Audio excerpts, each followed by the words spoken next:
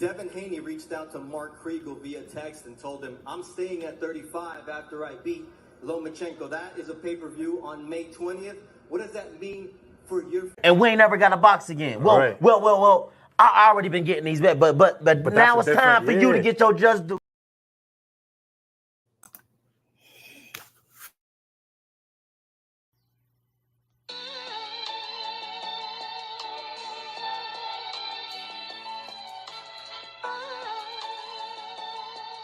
Yeah, you know the deal.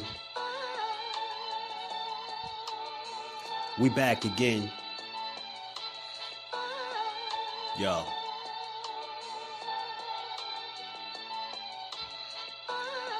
A round of applause for Jersey's finest. A lot of content creators not worthy, but they minus. They get offended and start singing like the whiners. Talking like they tough, but it's only screaming and whining. My homie JusDueBoxing is the cat you don't come to. Your squad get run through. By the time you come to, you duck food. You suckers talk tough on the internet, revealing all your threats. Now we got you trapped in the net. JusDueBoxing be on this grind, y'all better hustle up. You deadlifted 90 pounds, we doing muscle ups. There's really no comparison. His voice sound like a derringer. Throwing a towel, it's just embarrassing. My dog just very philosophical and psychological, and he mixed it all with good boxing news. These YouTubers feel like Bishop, I guess they got the juice, but it's lonely at the top to just to feel like child abuse. Be respectful, he don't want to talk wild and loose. If you can't relate, you get dismissed like a mild dispute. These weird cats would tell lies that they hide the truth. Why beyond views? You lose your life when you collide with dude. It's JusDueBoxing. All you cowards quit jocking. Kirk is official with no other options.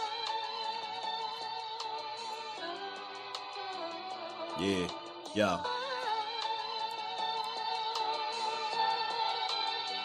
You know the deal. Judah Ben, we in the spot. JusDueBoxing, yeah. And of course, shout out to Mrs. Do, holding the whole family down. Word 'em up, word 'em up.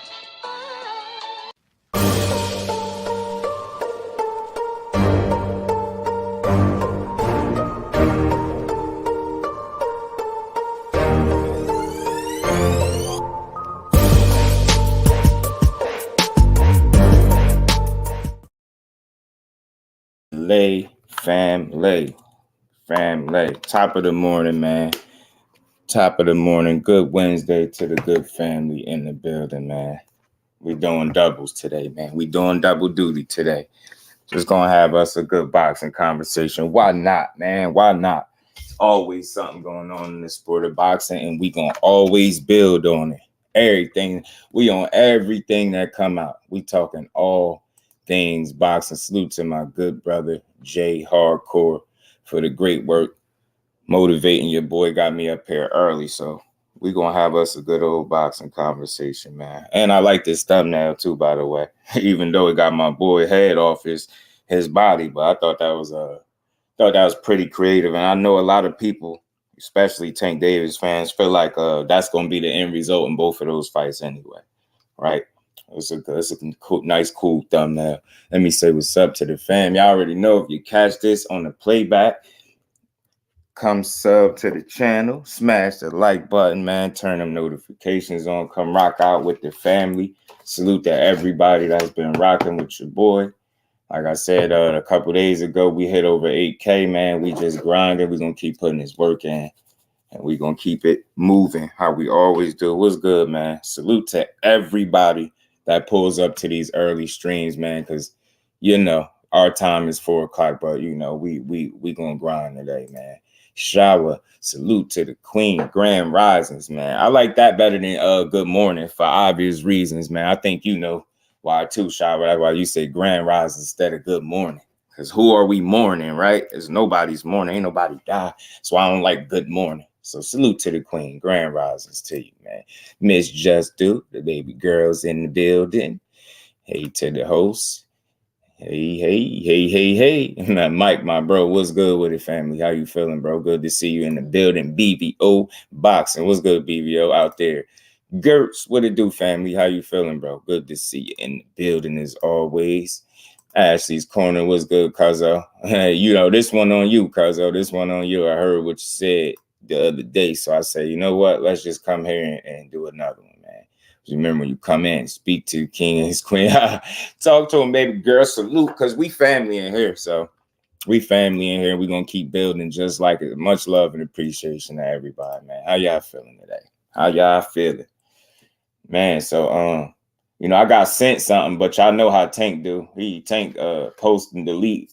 You know, that's just something he do. If you ain't used to it by now, you'll never be used to it. But either that or I just can't find it. And his story expired. But, you know, I seen him.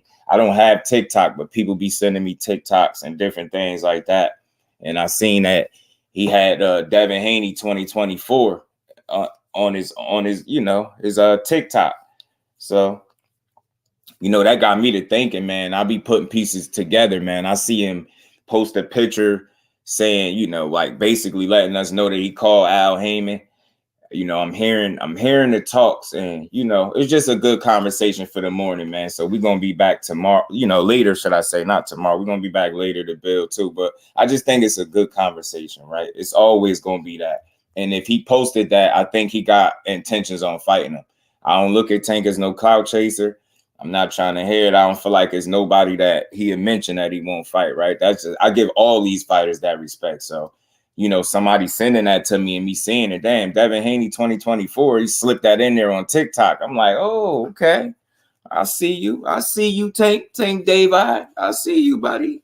I see you. But, you know, you just entertaining the fights that I think people won't want to see, man. And I said this before.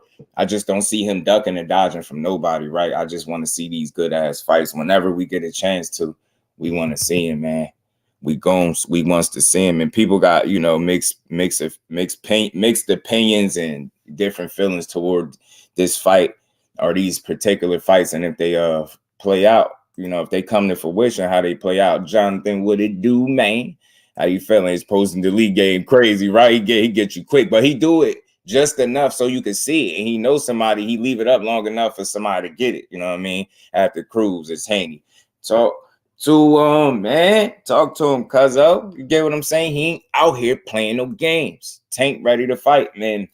When you don't take no sides, you appreciate all these dudes and what they bring to the table. I've been saying that the whole time, but him posting you know, him and Haney 2024, man, that's the cash cow has spoken. He let you know that he got sights on him, man. He got his eyes on him. And I don't think that he's just cloud chasing. I think he heard the whispers. He's very aware of what the temperature is out here in these boxing streets.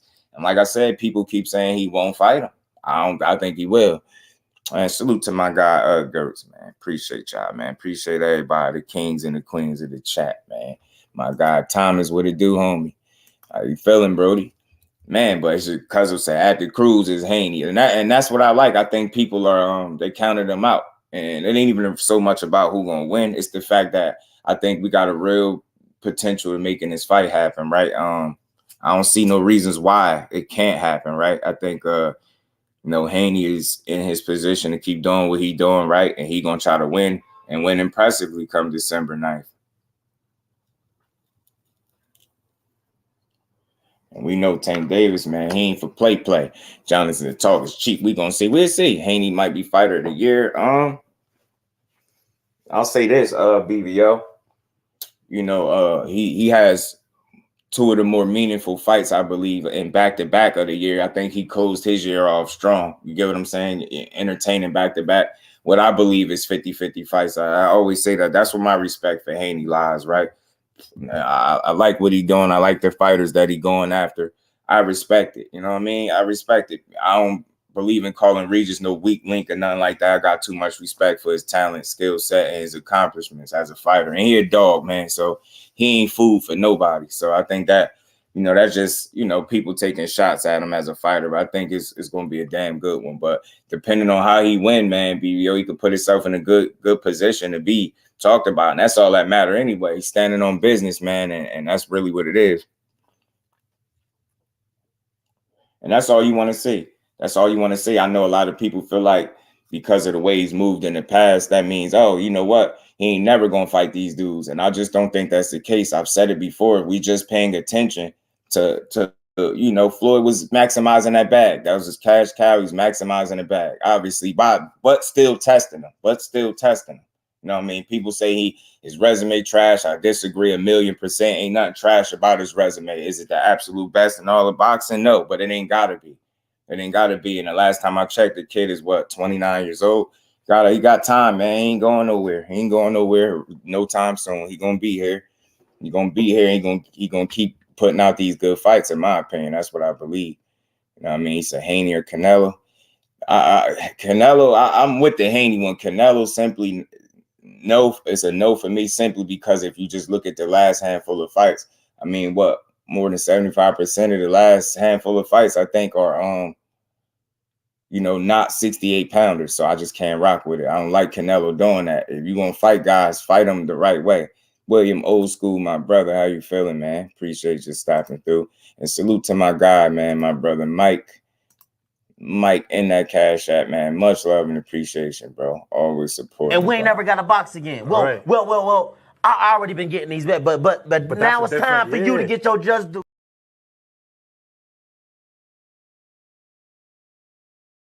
That family. William, old school, my brother, was good with it. Hardcore boxing news. Hashtag JBT Just Boxing Talk. My good brother J Hardcore. Yeah, man, I like this one, even though I don't like, you know, what's in Tank right hand, which would be our left. You got Shakur head in your hand, but I thought it was a pretty good thumbnail, and I thought it was fitting because their names keep coming up. And like I said, somebody sent me a post of his on TikTok that said, you know, Haney 2024, you know, Devin Haney 2024. So to me, I think he's sending a shot saying, you know, that's where his sights is at. Now, of course, he still got to deliver and stand on it, but it's refreshing because, again, I don't see him as a clout chaser, right? If he speak your name, he'll fight you, in my opinion, especially, you know, those little cryptic posts that Tank like to do. I like it, man. I like it, and I rock with it. I rock with it, man. I rock with it. Haney has shown a lot this year. I like how Haney's moving his career. Yeah, Haney, listen, he showed what he on, bro. And you can't complain about his last two fights. Get what I'm saying? I don't complain about the result. I feel like he won it. I feel like he's gonna pull this one off by decision, but I think it's gonna be a damn good fight, and he gotta be smart. Some of those mistakes that he's made in the past against previous southpaws, he might want to be, you know, conscious of making those mistakes, very aware of making those mistakes with Regis, you know what I'm saying? Who was on top with the trash resume, numbers don't lie. Nobody, cuz we building up boxing, man. We ain't trashing these dudes. Unless you really ain't fighting nobody of nothing of substance, then I can understand it. But I don't think that's the case. Kai Sports, my bro, man. What's good with it, man? Appreciate you, man. Y'all sub to the bro if y'all haven't. JBT Just Boxing Talk. Salute to my guy William, old school. Y'all got jokes. Y'all got jokes this morning. Nah, much love to the fam. I would love to see Haney versus Lopez. Me too. I think it's a possibility as long as they at 140. Realistically, I think it is, because people will start calling for it after a while. I believe Ron Garcia is next after Regis. I mean, because I hear people saying T.O. and Ryan in February. So we have to see. But look, I love to see any of those mix-ups, because those matchups, because they're all good fights and they'll be meaningful, right? Any of them I want to see. Even Ryan Garcia, man, he survived a Tank Davis. Life after Tank Davis might hit well for Ryan Garcia. We just gotta wait and see. Yeah, Tank deleting tweets. Yeah, man, but that's what he do. He even told people straight up that's what he do. That's why I don't think nobody should be surprised by it, but I think it's very telling that he put him versus Haney. You get what I'm saying? And we all seen what Tim Bradley had to say. Like, I played the clip. He's saying in his mind, Tank gonna get exposed. This is why they're keeping him away, X, Y, and Z. He's speaking like a good company man. You get what I'm saying? You got to think the fighters that he's saying could beat him, at least two of them, are on the top rank side. So you know what it is with Tim Bradley. I mean, he's gonna represent his company to the best of his abilities. You get what I'm saying? I think Teals with the Haney fight. I remember his tweet. Yeah, I think so too, Cuzzo. That's why I say, man, we always gonna have these good conversations because it's always possible, bro. Always. I think that when Samando next WBC order. Look, I want to see any of these good fights, bro. That's the thing, man. Haney ain't trying to go backwards, period. So he gonna continue to try to give us meaningful fights, I believe. And at the top of 140, it ain't no soft touches, I don't believe. I don't think there's no soft touches at 140. Get what I'm saying? None at all. Judah Ben, my brother. What's good, Judah? How you feeling? Mr. Ops, I didn't mean to say that. Oh, man. What you said now? Yeah, it's all love, man. Y'all make sure y'all smash the like button, man. We doubling up. We gonna build on some stuff now. I'm gonna play. I got this clip from Bomac. I'm gonna play something Bomac said. I'm gonna play what Bomac said, and then I'm gonna give my response to it. Till stops Haney and Tank. I don't see Shakur stepping to 140 yet. No, I mean he won't be there. I mean, no time soon because I believe he obviously still playing his flag at 135. So I think him being at 140, that conversation is a little early. So I'm with you. I don't think he's going there right now. And listen, T.O. at the top of his game, bro. He can give anybody hell, if not beat him. Get what I'm saying? If not outright beat him. For me, just seeing the way Tank jumped up to 140, fought Barrios, and the way he took his time, boxed beautifully, broke him down, got to him, and he shows you that not only do his power transition up to the higher weight classes, obviously the 140 where he fought Barrios, but his power it stays the entire time. Like, you get what I'm saying? What was that, 11th round knockout of Barrios? Like, he carries his power late. So for me, man, I think that bluffing that Teofimo likes to do, all that, little unnecessary foot movement and hand placement and stuff like that kind of showmanship that he like to show, I think that gets him hurt against Tank Davis if he go in there doing that. Get what I'm saying? Tio has the power, I believe. I believe in his power a little bit more at 140. I think he can punch now. He looked better against Josh Taylor. His punches look more effective. So look, it'll be a good fight, but it's hard for me to pick against Tank. And I'm going to always remember Teofimo that's that same Teofimo that let Kambosos beat him. You know what I mean? He ain't let him, but you get what I'm saying. And had Tank fought that guy, he smokes Kambosos. I think Tank would knock Kambosos' ass out, smooth out. I mean, Shakur's the only soft touch. Joe, what it do, man? Haney isn't getting Ryan or Teal next. Bob and Eddie are already freezing him out if he beats Regis. You think so? Think so, Roja? You don't think they'd give him a Teofimo fight? Sandor Martin is ranked number 1 under WBC and Gary Antoine number 2. And you already, if we picking from them, cuz more than likely it would be a Sandor Martin because I heard that name be brought up out of Bill Haney's mouth. I mean, Kirk Douglas, what it do, homie? How you feeling, my bro?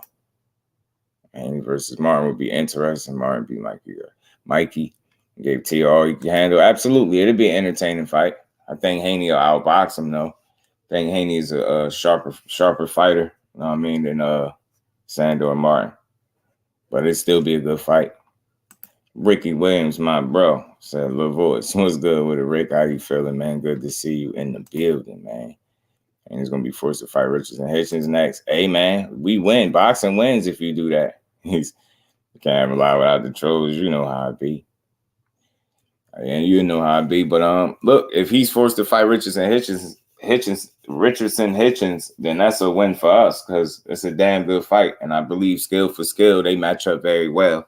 And it'll be entertaining. That fight will definitely be a chess match with Hitchens and Haney if they fight. But that's the good thing about, Dad moving to 140 and being a guy that wants to stand on business. Those fights will come up at some point. Will they all happen? Who knows, right? But I definitely think him being at 140 puts all those fights on the table. The Richardson Hitchens of the world. I mean, as long as Matias got a belt, he's a possible opponent simply because Bill Haney said that's what they planning on doing, getting one title and then chasing down the rest of them. So just going to have to wait and see how it play out.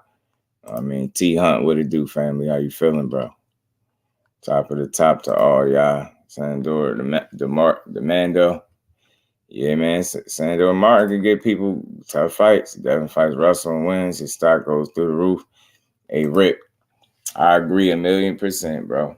You beat Gary Antoine Russell, bro. You cooking with grease. You know what I mean? You go up to 140, beat Regis Prograis, and then you get what I'm saying? Beat a guy like Gary Antoine Russell, man. It's hard to deny. It's hard to deny you. You know what I'm saying? Power versus love winner. I don't think love is it. You know what it is for me, cuzzo? I'm not willing to just to write love off just yet. But I think it's a matter of like concentration and focus, right? He be having those mental lapses in the ring at the worst times. You get what I'm saying? At the wrong time. And I think if he could avoid those mental lapses in the ring and, you know, focus and you know, work a bit on his concentration, just staying locked in the moment and putting it all together on the night. Because when he does that, he's a damn good fighter. You get what I'm saying? I ain't saying no world beater and, you know, better than this one or that one, but I feel like Montana Love definitely has skills. He can fight. You get what I'm saying? Athletic, got some solid power. You get what I'm saying? But I just think he spends a lot of attention and focus on the theatrics, the outside the ring stuff, the stuff that bring attention to you. You know, from getting your hair cut in the locker room to coming out with the dog and, you know, all the dancing and different things like that. I think he's got that part down pat. You know what I'm saying? Bringing attention to himself. That's something he got down pat. But I feel like he puts so much energy in that area that it causes his performance to lack a little bit. You get what I'm trying to say? I think he should just really lock in on being a better fighter, man. Being a more consistent fighter. Because that's what his biggest issue is consistency, man. And not having those lapses where you allow guys to hit you with shots that you shouldn't be getting hit with.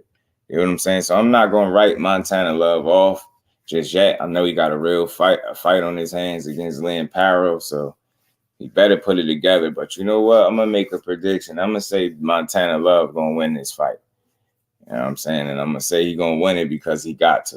You know what I mean? If you lose this fight, he's going to be in a bad situation, I believe. You know what I mean? Richardson versus Haney would be boring to me. Not to me. Not to me. That'd be a chess match, man. That'd be a chess match at the highest level. And I enjoy chess matches because I know everybody just can't be a puncher. Everybody can't be the most exciting guy, but the name of the game is to hit and not get hit. You get what I'm saying? And box your ass off while you're doing it. Richardson is a poor man. He ain't absolutely not. Absolutely not. Hell no. Hell nah. Hell nah. Richardson Hitchens is Richardson Hitchens. He a damn beast, man. That dude can fight.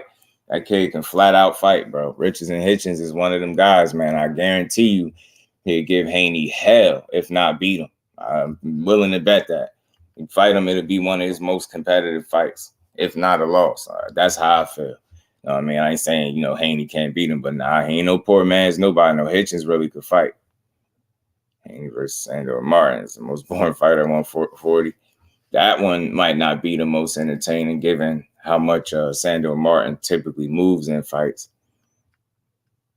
If you love the Ryan, man, that'd be crazy. Nightmare fan. Yeah, Gary Antoine Russell would be bad. It'd be a big a crazy matchup. Next gen, what's good with it, bro? How you feeling? The Zone just signed Barbosa, right? They did. Chicken minis for Ryan. Right. Guy number 2. Everyone forced their Mando, but say he want Matias. Yeah, he say he'll fight him, bro. Yeah, pardon me. Golden Boy. Yeah, I just seen it. And salute to my bro. He sent that to me last night. Salute to the plug. LetsBuild. Match him 140 or better if Regis wins. Regis versus Matias so bad. Yeah, I mean, you know what's crazy, Roger? I would want to see Matias and Regis even if he lose. You get what I'm saying? Even if he lose.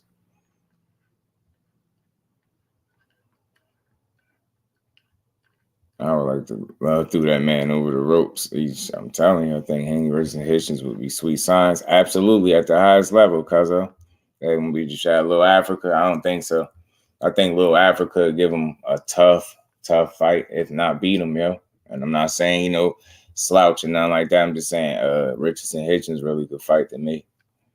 Can't out dirty Parrow, so you better keep his head cool in this fight. And you get what I'm saying, Rosa? He just got to stay focused, bro. He can't, you know, can't lose focus like that.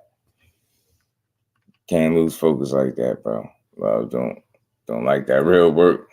Yeah, egg under pressure. He's damn. Rick said, yeah, egg under pressure.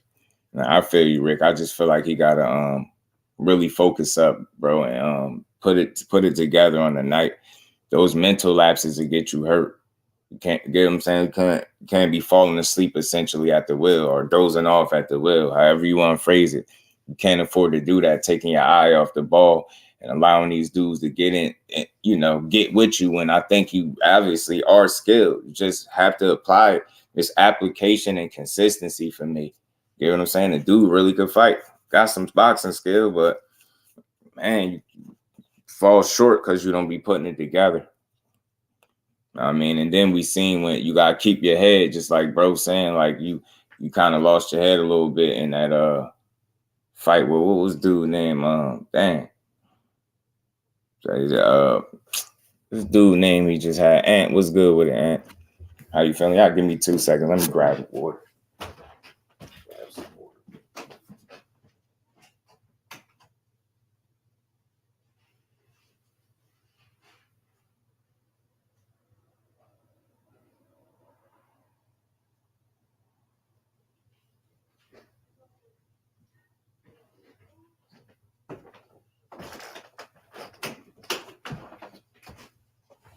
My bad, y'all. I'm back. Pardon me. Yeah, Spark, Steve Spark, right? That was his name. Appreciate you, Judah. I couldn't remember his name. Steve Spark. And so how do you make that fight more appealing for fans? Because these two are natural boxers, Hitchens versus Haney. It's all about not getting hit with a to be labeled as born. Yeah, I mean, the hell with the labels, man. Real boxing fans understand everybody has different styles, man. I don't think Richardson Hitchens is boring per se, right? And in his last couple fights, I think he's been more offensive than he typically is. So you seeing Richardson Hitchens polishing up and getting better on in some areas and being more willing to fight on the front foot and in the pocket and different things like that. So I think Hitchens is coming along, man. As a natural boxer, he's up there. You get what I'm saying? He's up there. He's up there. I mean, it's not a ton of guys that's more skillful than him to me at 140. It's just not. It's not a long list of names. Sure, say you're going to make little Edwin say his name, right? I'm like, yeah, I like it. You know, Edwin was talking his talk as well, so it's fun to see. It's fun to see for sure and listen to and see how they both confident. Edwin is very confident, even so much so he calls Shakur a bum. But yeah, man, it was Steve Spark, man. It was Steve Spark. Remo is in the building. Was good, bro. You know, say Montana loves. Still got to see Hitchens, right? You ain't no way out of that, right? We still want that fight. We still would like to see it. I would personally. You know what I mean? I would like to see it. When we close the line in the stands. Man. Salute to my bro Thomas here. What's good with it, Thomas? How you feeling, bro? So I think Haney beats Hitchens. He has better pro experience. I ain't mad at that, you know? I ain't mad at that. To me, I just think that's a 50-50 fight to me. And I could really see Hitchens pulling it off. I really could. I'm not saying for sure he's going to win it, right? But I can see the fight going either way, respectfully. Shabbat, what it do, homie? How you feeling? Appreciate you stopping through. Yeah. I was talking about it a little bit yesterday. Called my boy Shakur. Call him Shakur Tweeterson or something. Shakur said he gonna F him up for that. My Jersey boy said he gonna put hands on him for that. So he gonna learn him something good for that one, man. What's the 11 fight? Let's hope. We have to like Remo don't want that Smith. Man, so we got it, man. We still fight week, but yeah, y'all. So I just wanted to chop that up, build on that a little bit. Haney and Gervonta Tank Davis, 2024 would be crazy. He posted that on his TikTok. You know how he do the posts and deletes. He leave it up long enough just for somebody to be able to screenshot it and get it. Then he delete it. I actually think that's funny that he do that, because you delete it, but it's not deleted from everybody's memory. Like, people seen it, right?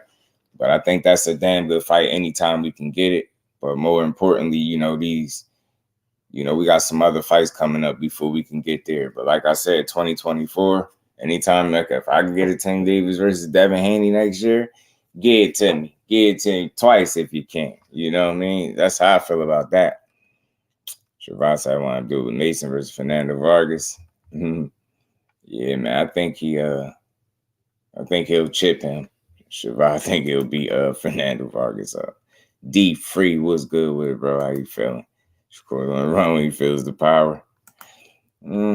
I'll tell you this. Can't wait to see Wilder destroy Parker, man. We gonna build on that too later when I come back too, Rick. Yeah, man. You and me both, bro. I can't wait. And I'm so glad that we getting them back in the ring. We needed to see the Bomb Squad back in their anniversary of Ray Boom Boom fight against Kim. Very, very sad fight. Yeah, it was, bro. It was. That was wild. But yeah, man, he did his typical post and delete on y'all, but people caught it, so we seen it. So again, if you can give me that fight versus Devin Haney next year, if that's what's in store for us, that's great news, man. Like I said, I don't look at Tank as much of a clout chaser. And there had to be a reason he said what he said. You know what I mean? Vargas got nothing for Mason. Those Vargas brothers, man, they got that pedigree. It's in their blood, man. Their father was who he was. He was a dog in his own right? In his day. He was a pretty good damn fighter. I feel like Emiliano had the highest ceiling out of the three. I think they all have a skill, but I feel like Emiliano is the best one out of the three for me. Tank moves up before face Shakur. Is he ducking? No. You know what I'm saying? I wouldn't look at it like that. Nope.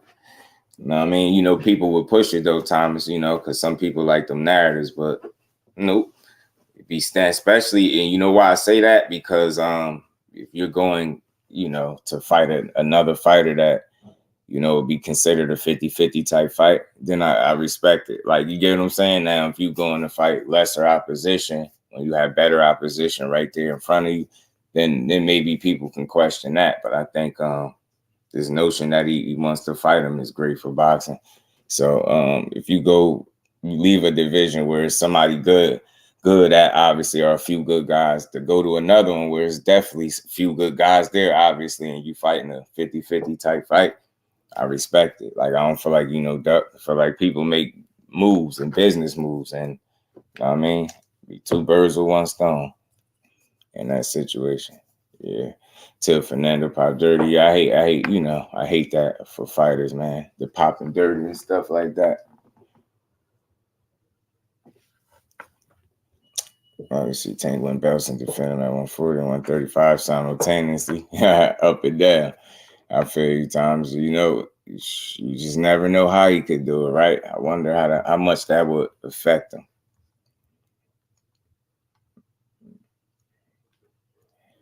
So obviously, his sibling is the best. Like and his brothers, yeah, man. Shavad, I said the same thing, bro. There's something about the youngest one that it'd be a standout, and I think that's the case. But I think they all talented, and I like them.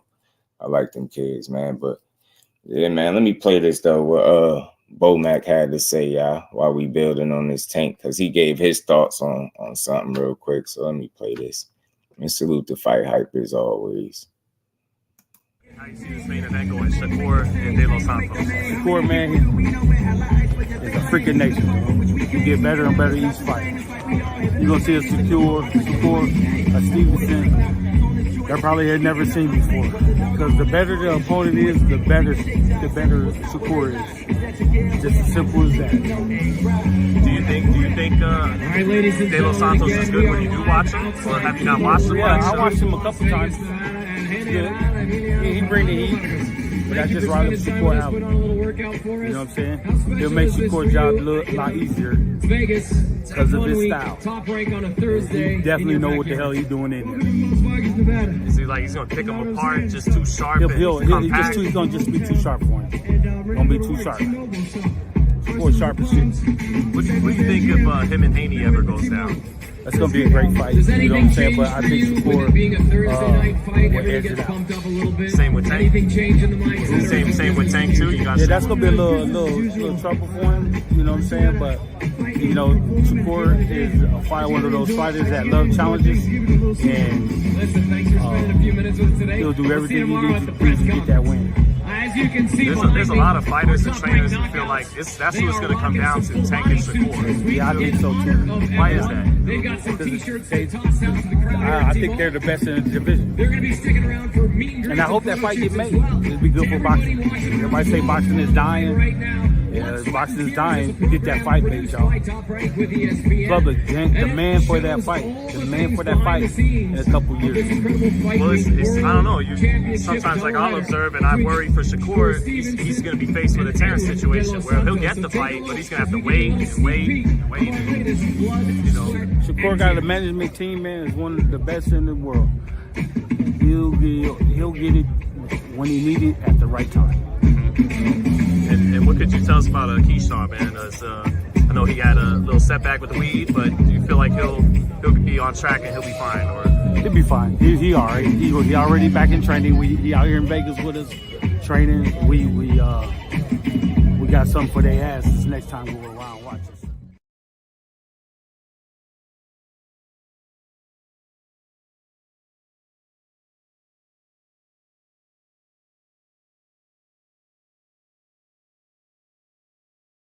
As always with the dope work. He said some interesting things there, you know. He spoke to, you know, how sharp he feel like Shakur is. He feels like, you know, De Los Santos is a good fighter with good skills. But, you know, he feels like the better the opponent will be, the better Shakur will be, right? And he feel like he's just gonna be too sharp for him. Then he spoke about, you know, the Haney fight.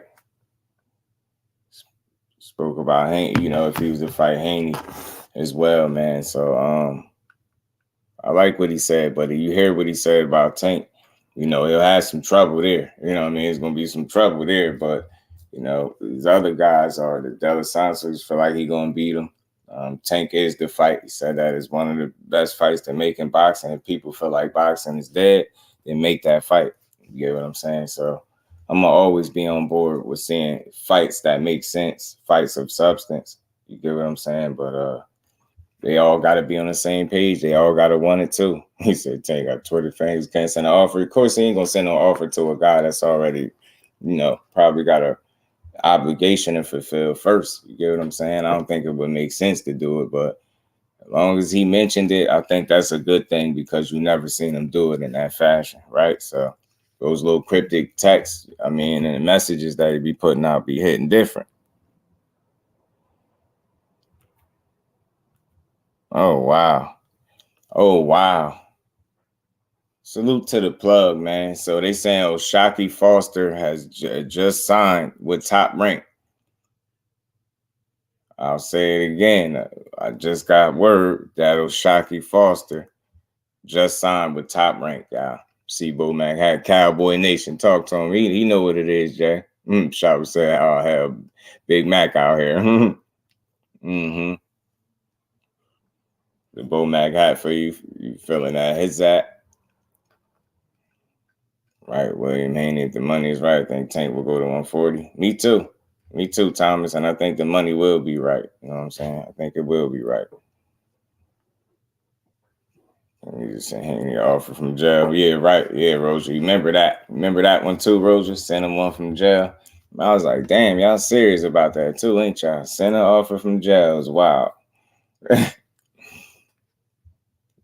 you said, wow. You said, I'm happy for him. Yeah, man.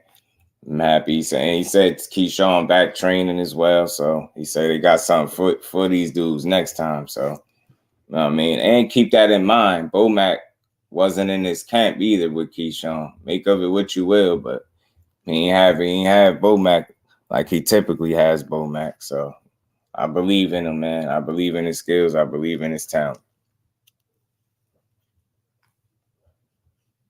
Top rank pop only has Robson, Navarrete at 130. Unless he's getting a Shakur fight.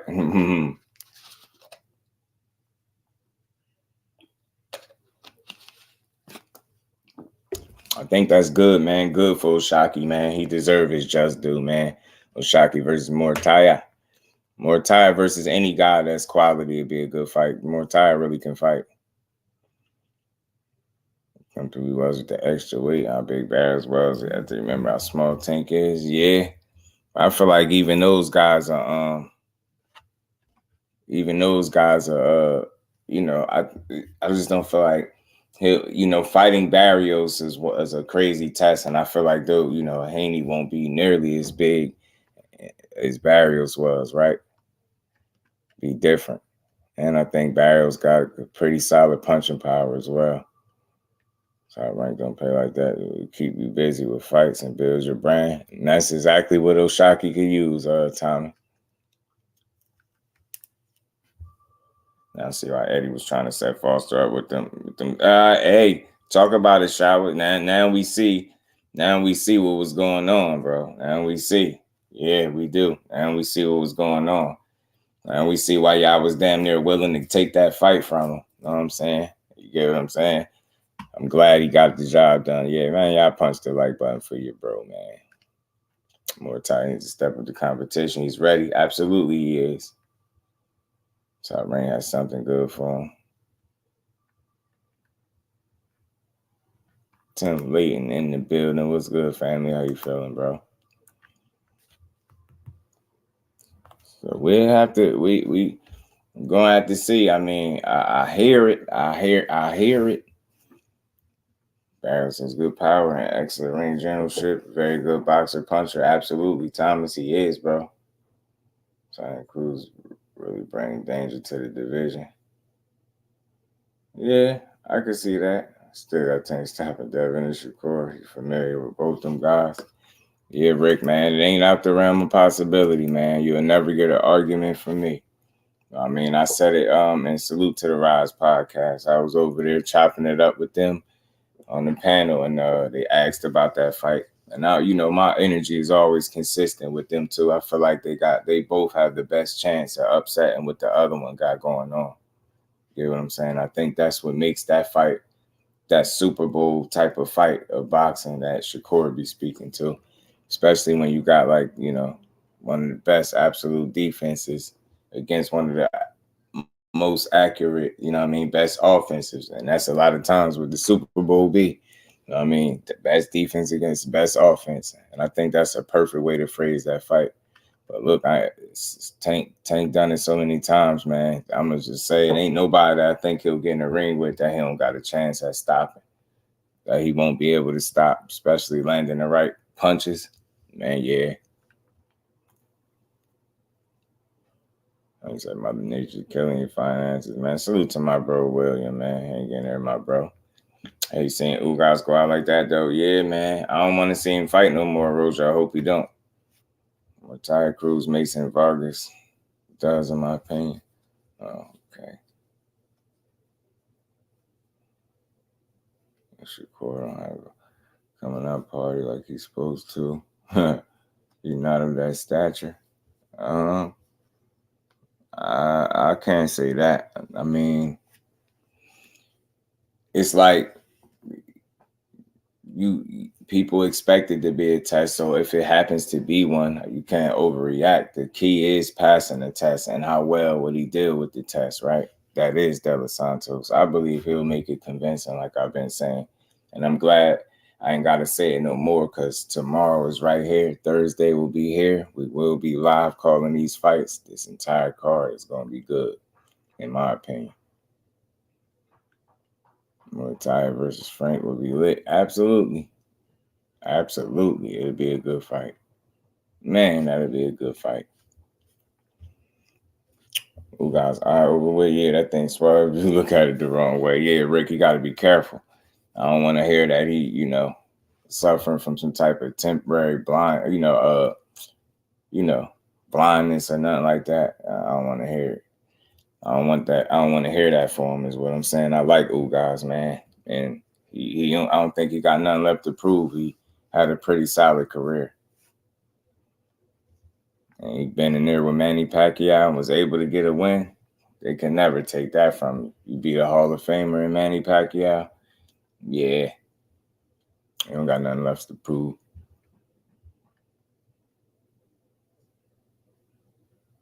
Correct proof. So, man, 18 hours. Joe on the countdown, boy. You can't wait to see one of the best fighters in the world Thursday night, huh? Don't worry, it's coming, Joe. Don't even worry. Don't even worry about it. Don't even worry. I mean, don't even worry. But again, y'all, Tank with his classic post and delete, and he posted Devin Haney 2024. So look, if that fight can be made, give it to me. The fact that he's speaking like that, even though it was a little cryptic, is a good sign. I think it's a sign that I think he want to fight him, and I hope he prove me right and try to make this fight happen after Haney get his business done with. Rick said, once a champ, always a champ. True indeed. True indeed. Then a week later, it's Mr. It's me again. You know it. You know it. Versus the Mexican Monster. Big Charlo Energy versus Bro Benavidez. Yeah. It's going to be another good one. You can say he the best. You got to show me. He going to be, yeah, I mean, shit. Ain't that what he been doing, though? Ain't that what he been doing? He been showing it, right? I ain't got to say it. He's showing it. He is showing it. I think it will be no different tomorrow.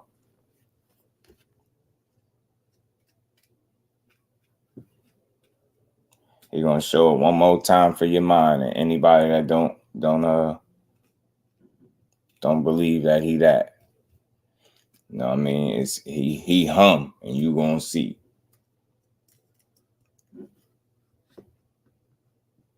But again, salute the Tank Davis, man. Salute the boxing, man. I like to hear that he's somewhat calling for this Haney smoke, and I want to see it. Hen Dog, what it do, man? You on your break? Don't work too hard. Appreciate you pulling up on the break. Devin showing you that Shakur hasn't. Right. What you have done lately is win. I mean, coming off a knockout win. As opposed to anything since September. Yeah, Mel on that vacation, Roach. We want to see the big three having any issues until they're in there with each other. They are who they say they are. Talk to them, Rick. Talk to them. They are who they say they are. Superstar. Ain't that how it go? Ain't that how it go? You know what I mean? Ain't that how it go? But yeah, man, let's keep rolling, man. Let's keep rolling. And then, yeah, y'all heard what Bomac had to say, right? Yeah, about Tank and Haney and Shakur. I'll play something else, y'all, that got me excited for the fight, y'all. Child of me. I'm going to beat you like one. So, with that, you're going to learn today. We're going to see. You're going to learn today. We're going to see. Like, everybody know. For those in the boxing world, know. I don't know that. They know. And everybody else going to see. Everybody know. Ask about me. Man, shit, I didn't heard about that. Shit, yeah, exactly. You already heard about me, so you ain't got to ask about me. You was a bum. People you fought been bums, bro. Stop it. You got 25 wins of pad work on your record, man. Stop. Well, how about this? We're going to find out. We going to find out. You called me out. You called me out. So Thursday night. Yeah, I called you out. Just remember, you asked for it, y'all. I begged Brad for this fight. Just remember, you asked for it, y'all. I've been begging Brad for this fight for the last year. I was 8-0. Hey, Brad, I'm 8-0. Can I get Brian Norman? Brad, I'm 9-0. Can I get Brian Norman? Welcome to the knockout list, shawty. Welcome to the knockout list. I'm going to show you. You're another one. I'm going to show you. You ain't nothing but another one. All right, I'm going to show you. Look, this is going to be the end of your whole book. This ain't nothing but another paragraph. We're going to see. All right. We're going to see, kid. Man, you got to love it, yo. You got to love it. They bringing that energy. Sparky Pete, what it do, homie? How you feeling? He said, that Canelo bag a little diffy. Absolutely, Rick. Yeah, man, they heating up, cuzzo. They heating up. Sparky Pete, what it do, homie? So yes, BJ got this. I feel you. But they're both accents. Yeah, this Thursday. Yeah, Rick. Yeah, Rick. They fighting it. They on the card too. That's my sleeper fight right there. On the card. That one gonna be a damn good one. I'm missing this card, bro. Roja, we on it, bro. We on it. I'm telling you, you hear how they talking, man. You hear it, bro. I love it. Man, I'm gonna play it again, man. I love this talk, man. Child of me. I'm gonna beat you like one. So with that, Gonna learn today. We gonna see. You gonna learn today. We gonna see. Like everybody know. For those in the boxing world, know. I don't know that. They know. And everybody else gonna see. Everybody know. Ask about me. Man, shit, I didn't heard about that. Shit, yeah, exactly. You already heard about me, so you ain't got to ask about me. You's a bum. People you fought been bums, bro. Stop it. You got 25 wins of pad work on your record, man. Stop. Well, how about this? We're gonna find out. We gonna find out. You called me out. You called me out. So Thursday night. Yeah, I called you. Just remember, you asked for it, I begged Brad for this fight. Just remember, you asked for it, y'all. I've been begging Brad for this fight for the last year. I was 8-0. Hey, Brad, I'm 8-0. Can I get Brian Norman? Brad, I'm 9-0. Can I get Brian Norman? Welcome to the knockout list, shawty. Welcome to the knockout list. I'm gonna show you. You another one. I'm gonna show you. You ain't nothing but another one. All right, I'm gonna show you. Look, this gonna be the end of your whole book. This ain't nothing but another paragraph. We gonna see. All right. We gonna see, kid.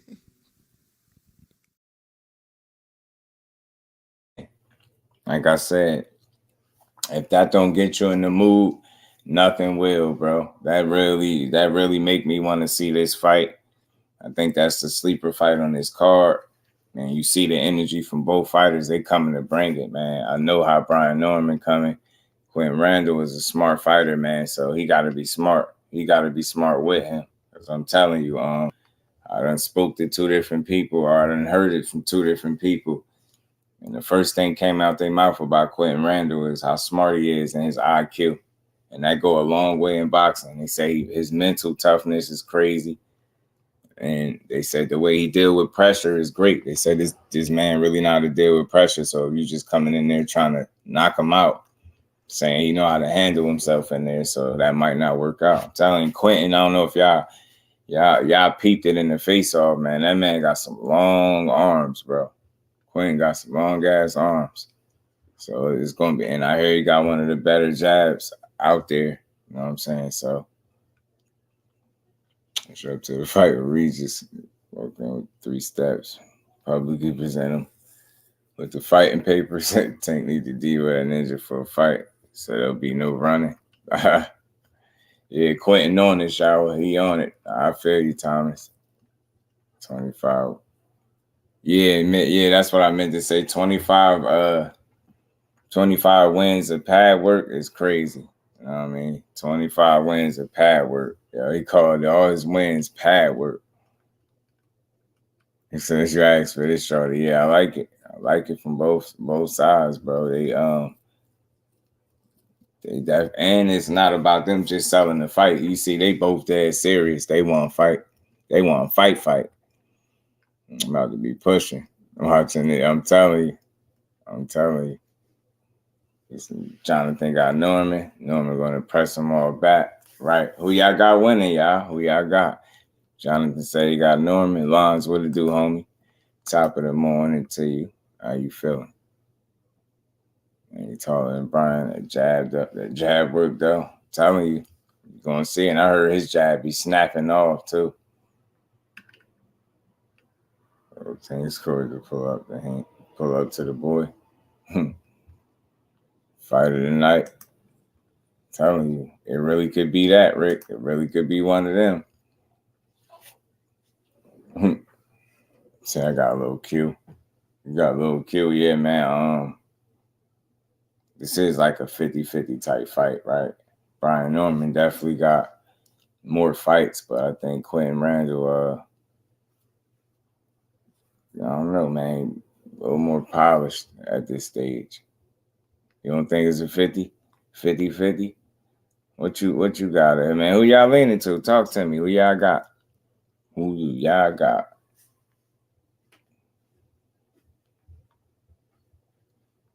I think Brian Norman. Shower said she ride with Brian. I feel it. Shot wins that Navarrete fight. He signed with Top Rank. I'm telling you, he won something. He wants something and he probably figured Joe Cordina wasn't gonna get in there with him.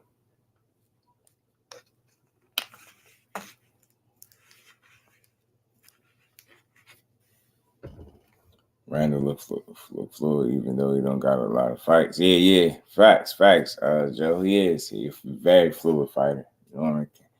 Start Randall. I got Randall winning. Yeah, I definitely, that's for me, cuz I don't see him stopping him. I can see this fight going the distance, and I can see Quinton Randall winning. I really could.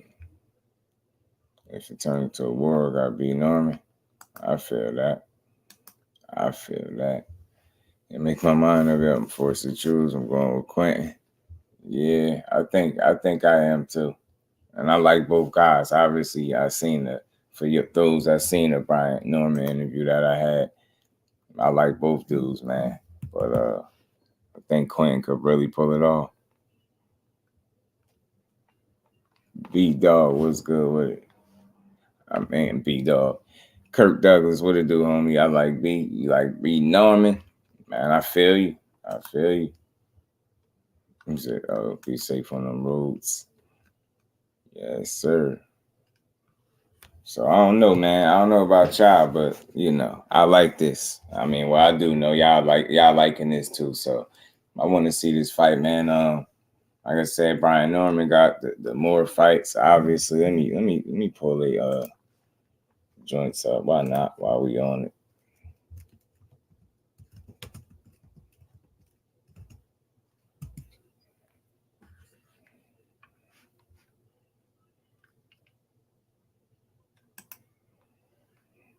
Brian Norman. Man, Quinton said you got 25 fights of pad work. He's 24-0, 19 knockouts for the young B Norman. 5'8" with a 72-inch reach. You got some reach on him too.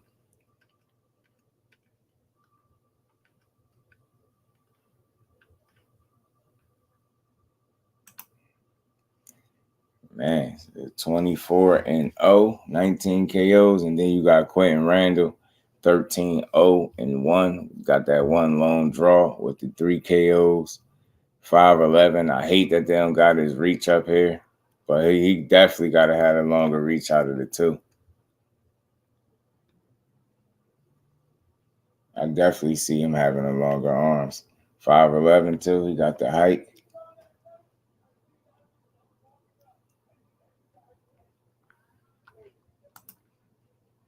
Man, what the hell is people doing? Oh, my bad, y'all. Quinton just a little more polished in that ring and don't let his emotions get the best of him. Norman has raw talent, but often allows the fight to venture towards past a pissing match. We're going to see, that brawl, that kind of like, going in them heavy exchanges. I think Quinton going to approach this fight very strategically, man, and be real intelligent in there. Like, again, speaking to two different people, like the first thing they said was this guy's smarts and IQ, and talk about his mental toughness and different things like that, and being able to really be able to touch you everywhere. Like, he one of those.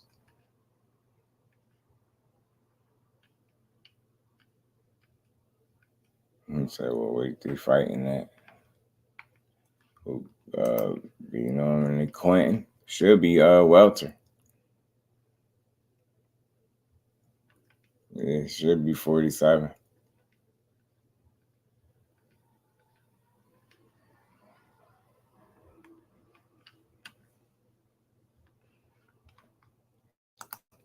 Yeah, it should be at 47.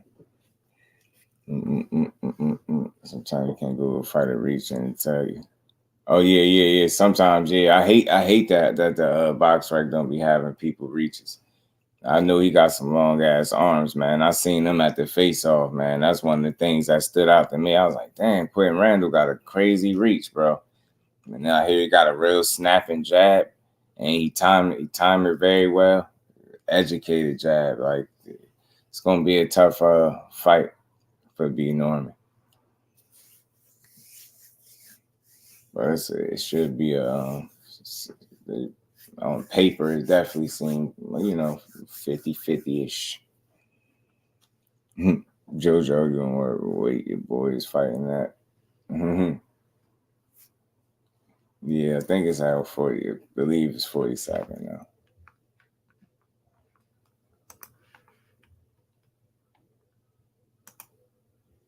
Let's see. Double check.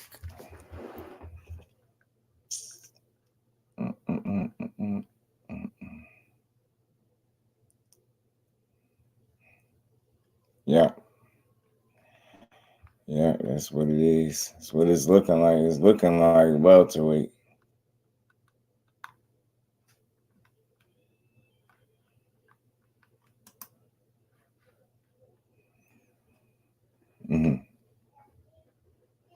Yeah, communication.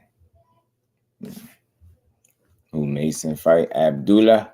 Let me see. Abdullah Mason is fighting Jose Cardenas. Jose Cardenas.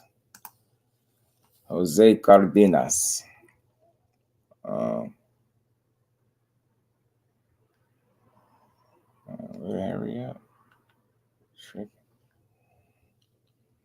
My laptop been tripping here. Jose Cardenas is 7-1 with 5 KOs.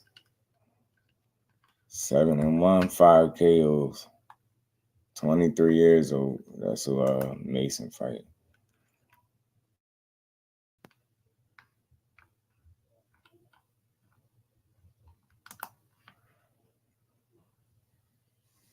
Easy be up there with his big ass. I didn't think he was that big though. Like, it's surprising that the young man picked up weight like that. I didn't think he was that big. I really didn't. I really didn't think it was that big. He's another victim by brutal KO. Yeah, he about to get pieced up. He needs to be upscaled on talent as well. He's far too skilled for the fighters he's facing. Yeah, I think they could up it and up the rounds as well, because I think he the goods. He is very young, but I still believe he the goods though. He's got 150 trying to throw him 147. It's getting ridiculous, man. Take him up. Nah, he'd be good at 140, bro. You know what I mean? Making waves of skill. Something you boy don't know about. Can't lose a pound. Oh, man. Nah, man, when you pissing orange, that's a red flag right there. Like, when you piss damn near orange, that's severe levels of dehydration. I think you trying to squeeze down that extra pound to only hurt you in the long run. It's all about being smart, baby. All about being smart. You know what I'm saying? All about being smart. Yeah, dude. Definitely up the rounds. Yeah. They need to up the rounds. Let me see it real quick with how many rounds this fight is. This fight is a 6-rounder. Like, I think he can do better than that. Let's see. This dude might not even make it the whole 6 rounds, but we're gonna see.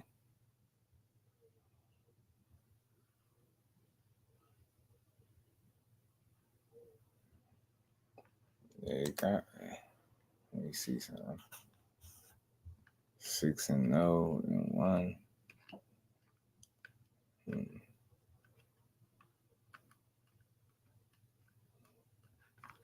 Okay. They got some people on this card. They got some young hitters on this card. Okay.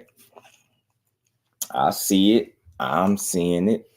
Okay, what Pissy had to do, he lost his chance. Nah, I mean, look, that's water under the bridge, bro. He got a real opportunity tomorrow. Like, he would be a fool to be stuck on that. And it really wouldn't matter, because at the end of the day, he just moved on. It's small things to a giant. You dig? Exceptional Talent TV. What's good with it, fam? Appreciate you stopping through. You're on the road long enough to cook anything. All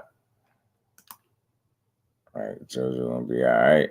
Major respect for Devin, staying professional, always on weight. Mad respect for his discipline. Yeah. That ish is harsh on his body. Yeah, man. Yeah. He's very disciplined fighter. Very, very disciplined. You know what I mean? And that's what's going to help him navigate those rounds December 9th when he fight Regis. You know what I mean? Being a disciplined fighter in that regard is also always going to play in his favor. You know what I mean? You a damn lie. You a damn lie. You a lie. Man, I think that, missing weight, I think, especially nowadays, I think sometimes people overblow that situation, right? I mean, it don't change nothing about skills, man. It's all about learning. You can make a mistake, you get what I'm saying? You can make a mistake in boxing, man. That's what happens. How you learn from the mistake, right? Regardless of what that mistake is, his just happened to be missing a weight once, but you really can't hold it over him because he always standing on business. And like he said, he gonna make sure that don't happen again. Like it's just part of growing, man. It's the growing pains of boxing, man. You know what I mean? Some people, the hiccups come in different places, man. And his was just on the scale that night for 130. So I ain't worried about that. He's still that guy. That's why you always talking about salute to my guy, man. Peace and blessings to the queen. How you feeling, Miss Joette? How you feeling? Just buckle up. All right, bet. But you still got your other joint too, right? I got you. No, it's all good, Miss Joette. It's all good. I appreciate all y'all pulling up to this early cook. Like I said, I just seen a couple things I wanted to build on that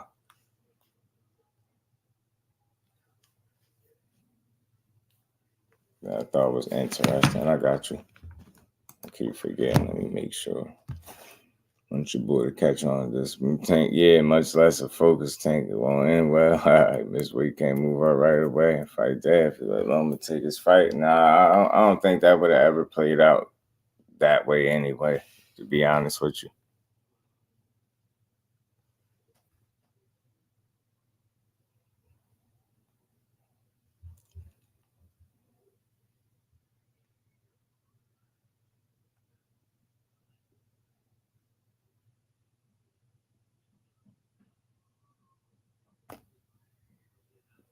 All right, I just subbed to it. Exceptional talent. I got you. Locked in now. Shakur versus Edwin. Can we get that Shakur versus Edwin again, Jess? What's that?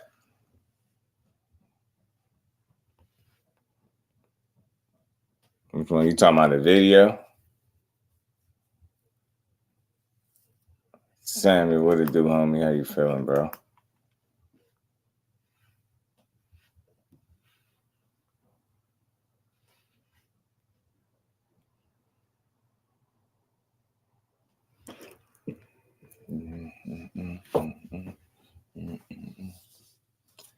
That's two. That's you 2 fights too old, bro. That's like old news right now.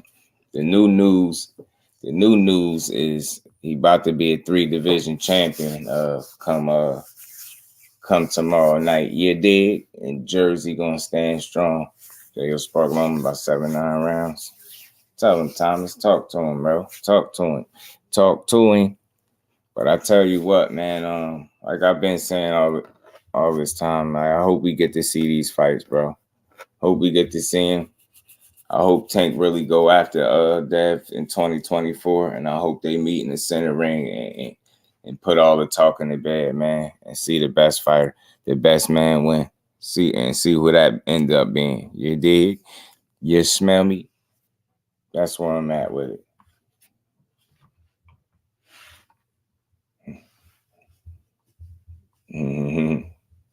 Little Twitter got y'all dudes and y'all feels and y'all feels. You know what I'm saying?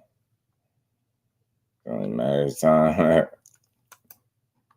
Yeah, that road about to get tough while you playing. But y'all, this is something else I seen. I came across this other clip of David Benavidez, right, y'all, and he pretty much promising a KO, man. Pretty much promising a KO. How does it look?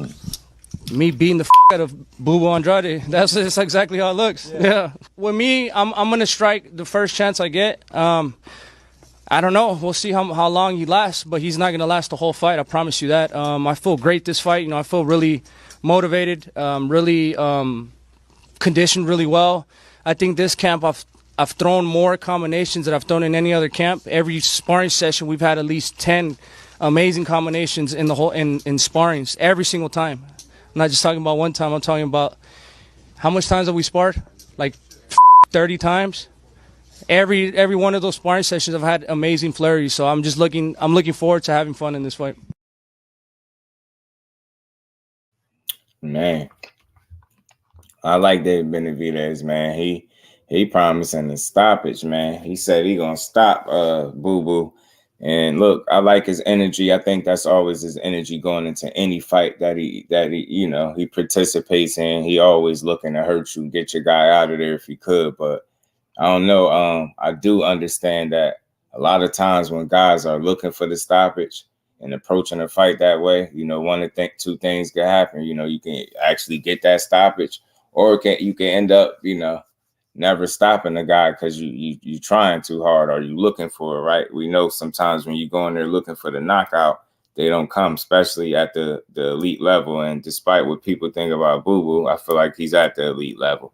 I mean, that's where he's been for the majority of his career, and still unbeaten after 32 fights.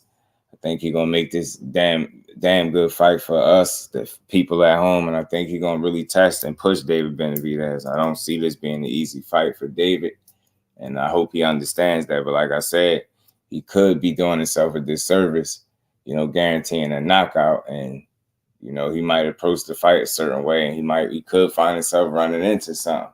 And we all know it's the shots that you don't see that knock you down or knock you out. And we know Boo Boo is excellent at catching you all balanced or catching you with a shot that you ain't ready for or don't see and knocking you down. We seen Ronald Gavril do the same thing to, David Benavidez, caught him off balance. I think it was a jab or something he might have hit him with and sat him down. But, you know, Boo Boo, I believe, a bit stronger, I think, than Ronald Gavril, and definitely a better fighter. So, David Benavidez got to be on point. He's talking a lot about offense and flurries and different things like that. But you got a guy in Demetrius Andrade that can fight as well and can move. It's just for how long can he do it? Because it's going to be very hard for him to be elusive for 12 rounds the way he want to be. You know what I mean? He was asked on I think the Porter Way podcast, how do we plan on, dealing with this guy and his pressure and different things like that. And one of the things he said was being elusive. He got to be elusive. And that's just going to be tough to do for 12 rounds. You got to really be strategic about it. You don't want to shoot your load and find yourself tired against a guy like Benavidez. I've been saying this all along because we know how fights play out when the guy goes in there and ends up gassing a bit, getting tired, and, that be the beginning and the end sometimes for him. So for David Benavidez opponents, and I think the similar situation could happen if Andre finds himself, gassing or getting tired or slowing down. You don't want to slow down too much against David Benavidez, because if you do, it makes that fight that much more tougher. And it lights a fire under his ass. If he see that you're tired, he's going to press the pace and he's going to definitely try to get you out of there. So he planning on, he sound like he's saying he's stepping as soon as the bell ring. He going in there going for it. So I'll see if that work in his favor or not. But I just know he got to be smart about it. Definitely got to be smart about it. It's going to be bad beat. So we'll put on boot. Well, I guess, but it goes the distance. Yeah, I think he kind of guaranteed or said he was knocking out Caleb Plant too in his last fight. And we all seen how that went. Salute to him and respect to Caleb Plant, but he ain't knock him out. You know what I'm saying? So I don't know. I don't know if he knocks Boo Boo out 100%. I just don't know. I know Boo Boo gonna be in there fighting though. We were training this morning, turning. They gotta make sure his feet and punch selection on point. telling you, I think he's gonna try to, he's gonna try some things, and he's gonna have to. Boo Boo Snack strong. I think he been with Snack though for a while. I definitely don't think it just happened for this fight. I think he been with them for a minute.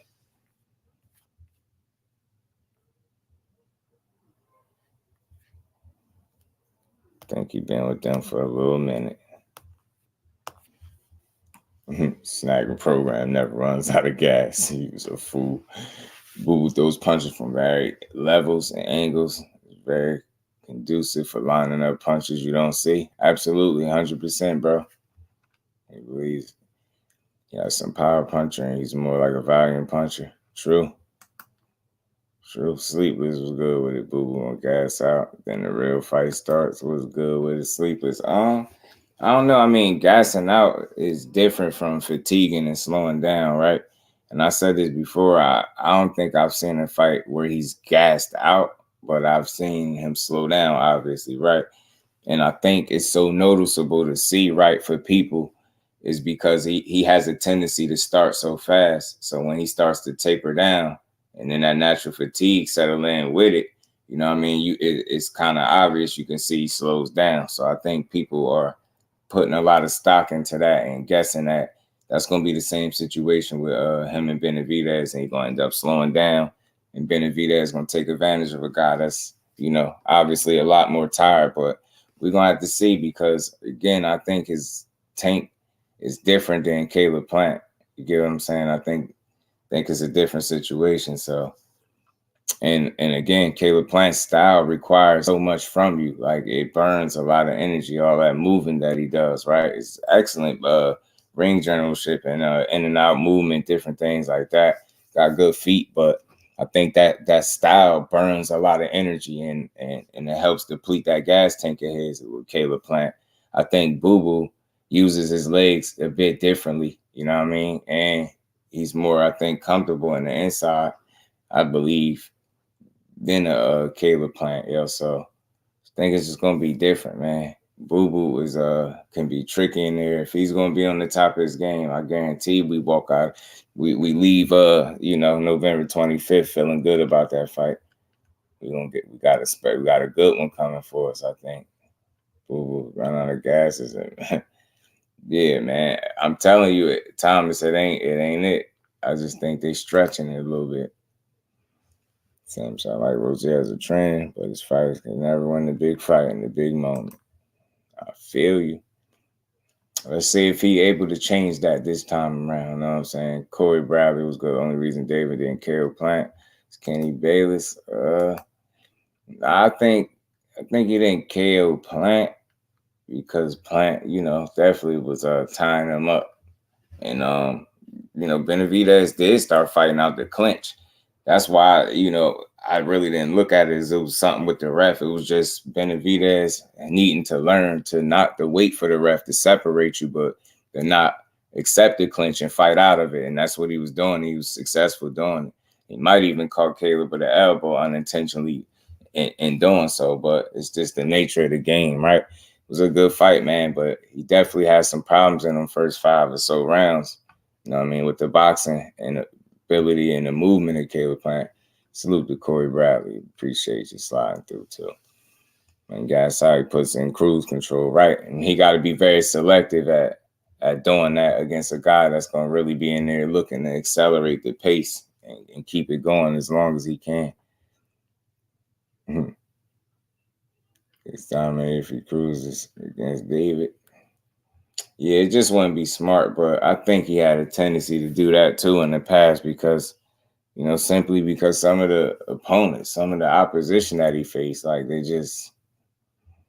don't think they required him to go in his bag. And I think for that reason, it's he fought some of these fights the way he did. But I think in terms of if there ever, if that term getting up for this fight is a real thing, like where somebody getting up for a fight is a real thing, I think that would apply in this situation is what I'm saying. I think Demetrius Andrade will be motivated to go out here and try to win because it's some big implications at the back of this fight. Like if he's able to pull it off, right? I mean, the doors continue to open, and this fight will lead to another meaningful fight, in my opinion. You know what I'm saying? Not saying the loss is the end of the world either, but at his age, you know what I'm saying, and given the way his career is played out, he want to absolutely make the most out of every opportunity they get so he can continue to get them, because he already waited long enough to finally get a you know, one of those type of names in there with him. And I know he gonna be looking to make the most out of it, bro.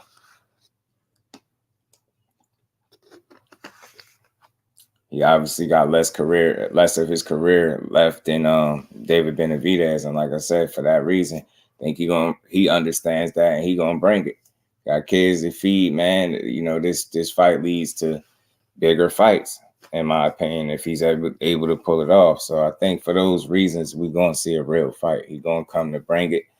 I don't think it's gonna be easy for Benavidez. I hear him talking about all the flurries that he was throwing in camp and different things like that, and I'm like, I get it, but I don't see Boo Boo just standing there, like letting you just unload, you know what I mean? Shoot your load on. I don't see it. I don't see it. Boo Boo moves good when under pressure. Yeah, I'm telling you, man, he be on point. People, I move. Does Boo Boo have the same ability to time David? Like you saw with Caleb, Boo Boo doesn't fight like that. Yeah, I think he has the ability to tie him up, but and I think you might actually see him do it in spots, but I don't anticipate that it'll be some repetitive situation. And McQueen, what's good, my bro? Pardon me, was good with it. I don't think it would be some type of recurrent issue throughout the whole fight where they won't, you know what I mean, because of the clinching, they won't be fighting. I don't see it being that way, right? I don't think it'll be excessive. I think just like in any fight, I think he'll utilize the clinch strategically when he need to. And that's sometimes, you know, that will probably be an attempt to nullify or kind of neutralize a bit some of that combination punching that David Benavidez is going to be looking to do. Because you obviously see what his focus was in that little clip, that little interview, you know what I'm saying? He was talking about how many flurries he threw. He even counted them. He said how many flurries he did and how many rounds. So, you know, one of his focuses obviously is to come forward, make the ring as small as he can, right? Back his guy up. And he want to throw flurries, you know what I mean? You want to keep the Demetrius Andrade on that back foot and keep him honest. But I think it's a tougher task. It's easier said than done, man. As long as this man is in top shape, Demetrius Andrade, this could be a fight that we could be talking about for a while. So it wasn't just the help of the referee. If he was going to get playing out of there, he would have. And that's no slight to David. Nah, absolutely, that's how I feel, man. I mean, the ref wasn't accountable at all. He just, you know what I mean, playing was smart, you know, tying up different things like that. He still was hanging on, fighting back. But you could tell he was running on fumes a little bit. But, man, did he fight a hell of a fight. Took some good blows and good punishment, man. And he made it out of there on his feet. So, again, David Benavidez could be putting some unnecessary pressure on himself by saying he's going to knock Boo Boo out. I mean, you don't have to get a knockout. You just really got to win. And I know you want to win impressively, but more importantly, you got to win. Edgar Chavez jersey is in the building. Wasn't it your born day yesterday? I ain't catch you in no chats. I could have sworn somebody said it. And if it was, happy belated born day, my Jersey brethren, man. Salute to Edgar Chavez, man. He's a guy who will move up and turn you into a position that's more favorable to him. Absolutely. Who has excellent mid-range control and skills. Can he adapt outside as well?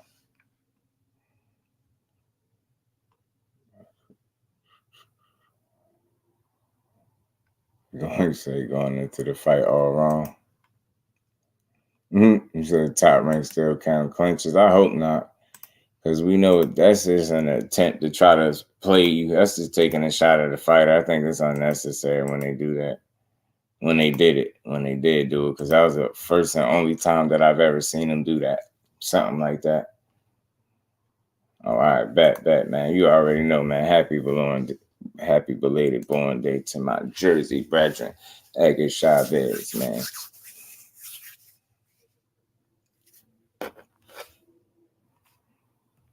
But yeah, we'll see, man. That's some big words from David, man. So most importantly, I want to see him stand on that business. You did. I want to see him stand on it and see how he approaches this fight. Now, like I said, it's just going to be like any other fight for him. I want to see how much he worked on his feet and how much of a problem will his feet be for him. Like, Sean Porter spoke about his feet the other day, I think, on Jay Hardcore show.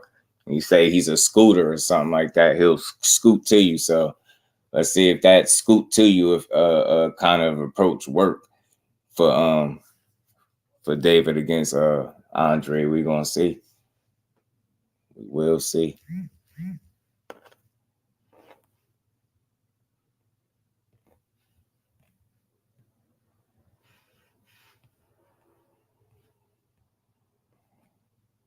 But if you promise a stoppage, people gonna want to see a stoppage.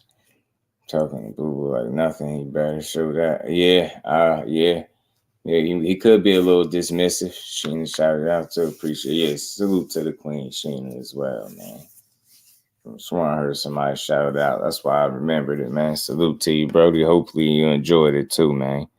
Good to see you in the building for this early cook, and we're gonna come back at our normal time as well. But it's something else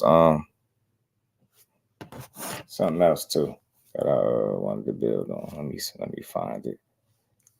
Let me find it. This.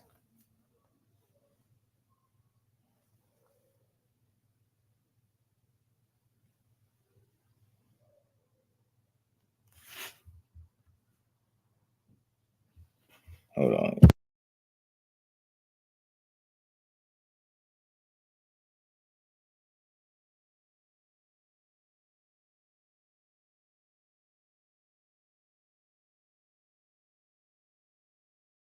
My bad, y'all. Pardon me, y'all. Y'all smashed the like button for me, man. But yeah, that's gonna be another good fight.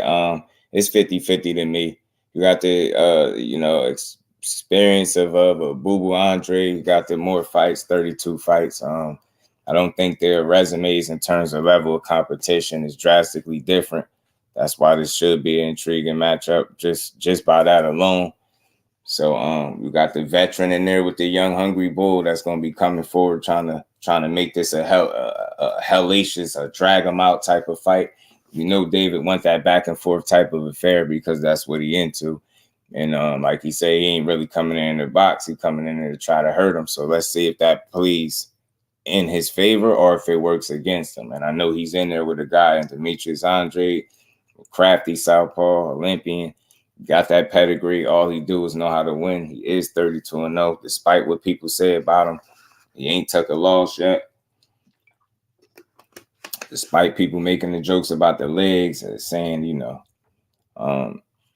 getting old and his gas tank is this. He's still been finding ways to win and beat these guys, right? So, and like I said, not being able to knock down pretty much everybody you've been in the ring with is impressive as well. So let's see if he can keep that going against the Benavidez, and let's see how fast he start, because we know, like I said, from in the past, we know Boo Boo does have that tendency to start fast and fight. So able to do that.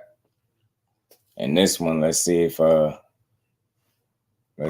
it play out for the young man. You did.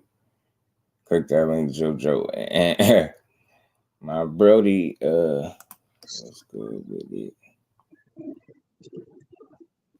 Yo. What's good with it, bro? What's up? I just saw the link, my nigga. My bad. Saw you in here cooking. Yeah, I said, man, let me just drop the link for a quick second, man, while we in here on this early joint. Just leaving the gym and things. I was like, man, let me hear what the real was talking about. Oh yeah, man. Appreciate you, man. Hey, man, you caught some good action today. Something, man. They officially moved Regis Progress camp back to California, so they're gonna be finishing camp in California. Right. Dope. Oh. Yeah, I spoke with his the #1 sparring partner, been taught Manuel. So me and him had a cool conversation today. He's telling me how camp been going and things like that. Right. I was in the gym watching these boys get it in. Young hungry lions, as they say. Yeah. What you cooking on, though? Oh man, I was in here talking about this Boo Boo and Benavidez scrap, because he guaranteeing the stoppage, and I'm like, I think he was doing that in his fight against Caleb Plant as well. And I don't know. I wonder would that work in his favor or work against him coming in here trying to stop. It depends on if I may be wrong, but what I saw in the last fight against Damon Nicholson was Boo Boo legs faded late, and I know they can't do that in this fight because you dealing with a dude who kind of comes on strong as the fight goes on. So I think Boo Boo is smart enough not to get stopped. I watch a lot of guys in the gym, and we watch a lot of fights as well. When a guy, like for example, Karen versus Boo, when a guy's not trying to get stopped, you don't got to. Right. You know what I'm saying? And Boo Boo seemed like he one of them dudes that ain't going. You know what I'm saying? Okay. I don't think he the type to even give you the opportunity. But yeah, man. I think it's gonna be a solid scrap. I think it's gonna look a little like the Plant fight because it's more of an intellectual fighter. What I really look forward to seeing is the way that Benavidez is able to handle a right-handed southpaw. Right. Because that's gonna be tricky. Right. Because you can't even play him like a southpaw because he thinks right-handed. Right. So Boo Boo is still a talented dude. He's a world beater in the gym for years, and everybody knew what he was. This a Pan Am game winner. I look at that as an Olympian. So hey, he got all the accolades, to put up a decent fight. But I definitely think that it's gonna be a good scrap. Right. Absolutely. I mean, because one thing that David don't want to hear at the end is me again. Definitely don't want to hear that. Man, if we're gonna be on it, that's what he's saying. I'm telling you, I just don't see him going down easy though at all in this fight. I don't see him laying down. I don't see him not trying to do everything he could to win. Going in his bag, I think he could really have success, especially early on. Similar, but to a Caleb Plant, how he had that success early on. It's just all about maintaining it and being able to control the pace and set a pace that you can maintain throughout the fight, because at any point you show weakness and you show that you slowing down, you got a young, hungry guy in Benavidez that's definitely going to be looking to push the pace and try to knock you out. And in that clip that I played a minute ago, probably before you popped in here, he was talking about, the flurries that he's been throwing in camp and throwing flurries all these rounds and, all these flurries, not just one. He putting emphasis on that. So you already know that's an area of focus for him. He want to try to, utilize this volume, I think, in his pressure to get him this win. And I think, Andre got something for him, man, especially early. I think they both got a point to prove. I said it up here before. I don't think Boo Boo has ever seen a monster like David, and I don't think David has ever seen somebody with that IQ and athleticism as Andrade. And I just think that it's going to be such an interesting fight, because if neither guy has ever seen this before, that makes for some fireworks, in my opinion. Somebody gonna guess wrong. You know what I'm saying? And in the process of guessing wrong, it could be the difference between winning and losing. True indeed. Right. Man, I can't. That's why I say, man, we did closing this year off pretty damn strong, man, with some good fights and good cards, man. I ain't gonna hang out too long. I just wanted to come up here and say what's up to a real one. The dopest the dopest channel. He's talking that boxing talk that I know. So man, salute to you, bro, and keep banging on them, dog. I just was trying to pull up, and you know, it is You what it already is, know. man. Appreciate you, bro. All right, All right. bro. You keep doing your thing. Appreciate you. Shout out to All the right. chat, man. What's up with y'all? Right. Appreciate you. Salute to my guy, man, my bro behind the hands TV, man. Y'all go check him out if y'all haven't. That's definitely a real one with all original, authentic boxing content, bro. What's good with it, Ant? How you feeling, bro? Chilling, feeling pretty good. This jump rope got like a little 2 miles in. Nah, that's what's up, man. That's what's up. Staying healthy, Exercise and staying stuff. active. Yes, sir. Like to hear it, man. William said, just do, man. To watching the Boo training videos, that man looks good and determined. Yeah, man. I think this fight will be a war, and I think Boo will do what he has to do to pull it out. Right, man. I think he got some tricks up his sleeve, man. Should be a damn good one. Should be a damn good one. Andre ain't coming into the late. That's what I'm saying. Well, I don't see it, man. I don't see him laying down, bro. And I seen even some, guys like Kyron Davis take everything everything Benavidez threw at him. The same thing with a guy like Ronald Ellis, where those fights was just stopped. You get what I'm saying? But those dudes did hell of a job taking them shots. And again, they were a lot more stationary than what I believe Andre will be in this fight, right? So it's just a little different when people making you earn it. I'm big on that.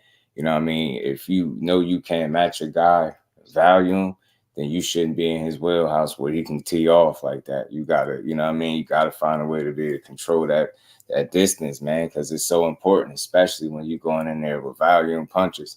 Because if you're not in range, then they're not as comfortable to try to shoot that many shots. And it's just that simple. It's always easier said than done, but I've seen it done.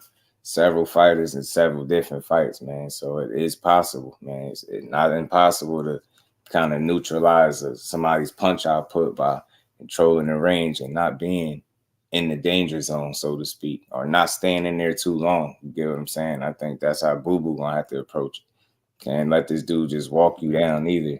When he coming in, because he got a tendency to walk in, and I think he got a bit of a high guard too, don't he, Benavidez?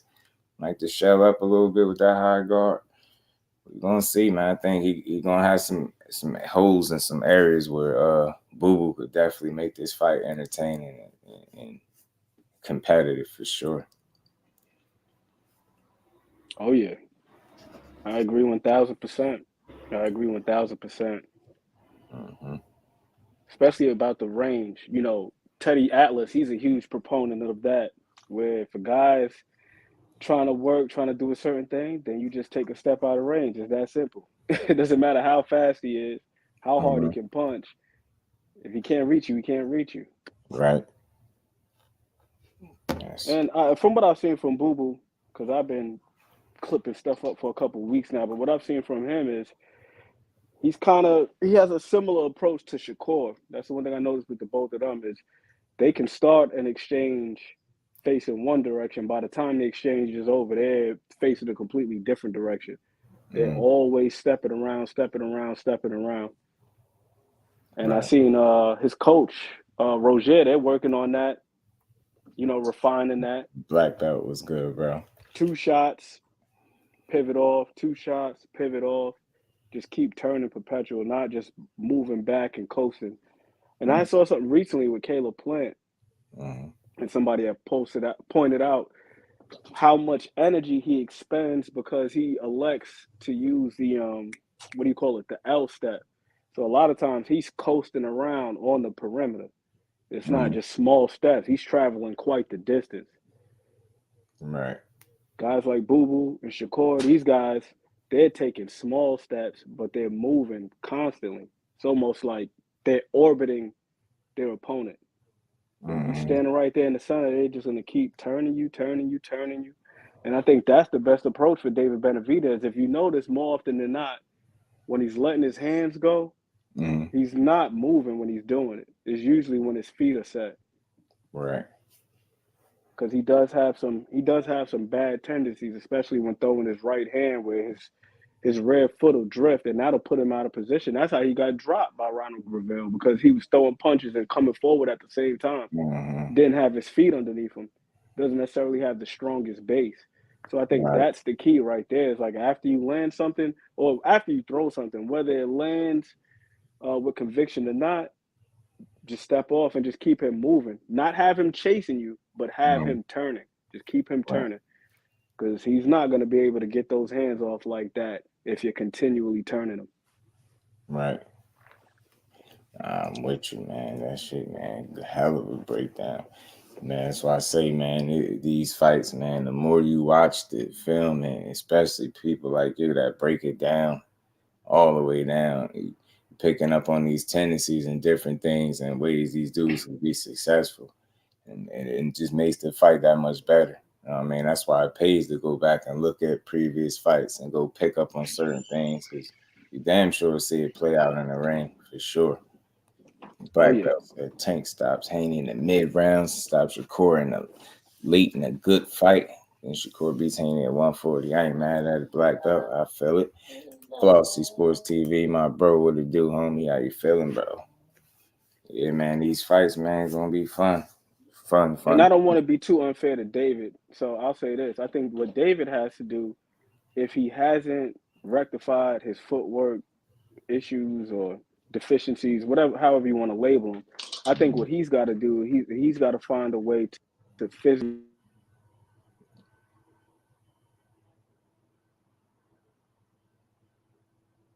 Right. Control.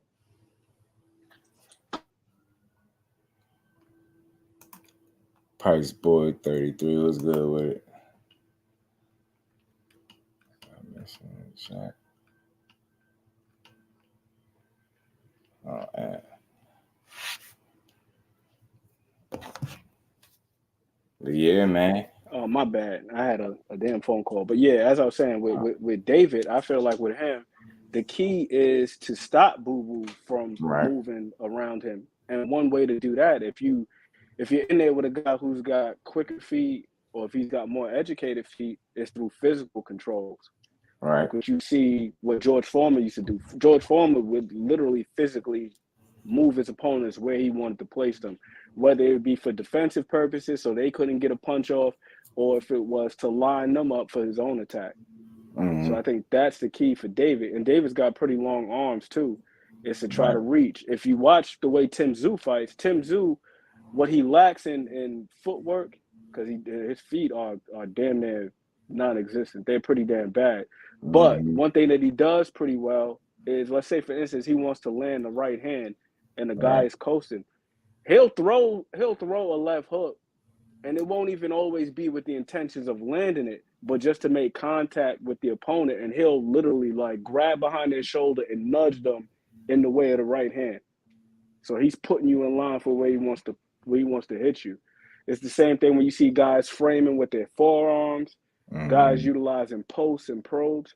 So I feel like with David, that's what he has to do, is he has to be able to corral Boo Boo and put him in place physically. Otherwise, if he's just going to just be relying on his feet, it could be extremely problematic for him. Because you're talking about a guy that's far more coordinated. His feet are far more educated. You step into a particular range, he's already looking to fire. I think it might have been against Luke Kelly. He has a knockdown that's similar to the one that Gravel landed on David Benavidez. The only difference was Kayla wasn't throwing anything. He literally just stepped right in the range, and once their feet aligned, boom, something sharp came right down to the point, down the pipe. Right. If I said Andrade fight would be good but easier than the playing fight. It'll be in the mid-range, the whole footwork thing. Being a disadvantage is a new point. You can say that about every opponent he fights. I get you. I get that, Flossie. For me, I feel like the reason why people point out the feet is because I think that's one of the more obvious deficiencies for him, are areas where people seem to be better than him at, right? And for me, why I think it's important, because, again, a lot of people banking on Father Time and Demetrius Andrade not being able to last the 12 and fight at a pace, you know, well enough or consistent enough to get him to win. But I feel like early, you know, for sure, those are going to be the rounds where I think he could make his bones, man. And you know, that second half of the fight, you got to find a way to be able to, you know, navigate the rounds and not find himself, you know, I guess gas as people think. I haven't seen him gas. I've seen him slow down, but you want to be very mindful of that. So you know, Benavidez don't really allow you to take too many breaks, man. So you got to be smart as to how you go about this work.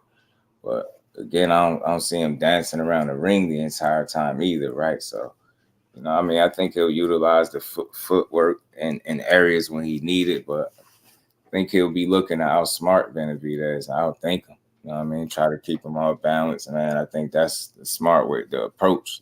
You know what I mean? Don't let him settle into his rhythm and things like that, man. Keep him guessing. Keep him honest. And when you hit him, you got to make him respect you. I mean, if you can't garner his respect, this fight becomes a lot tougher. You know what I mean? But I'm guessing that, you know, he's been able to gain the respect that everybody's been in there with thus far. I think it'll be the same, but how much respect is the question. I want to see if he's able to really make David Benavidez change anything that he's intending on doing. I mean, it's gonna be a tough fight though. I think for both salute to my bro Frosty too, man. He never depended on his feet, right? And but you know what? It's not that you got to depend on them, right? But you do want those.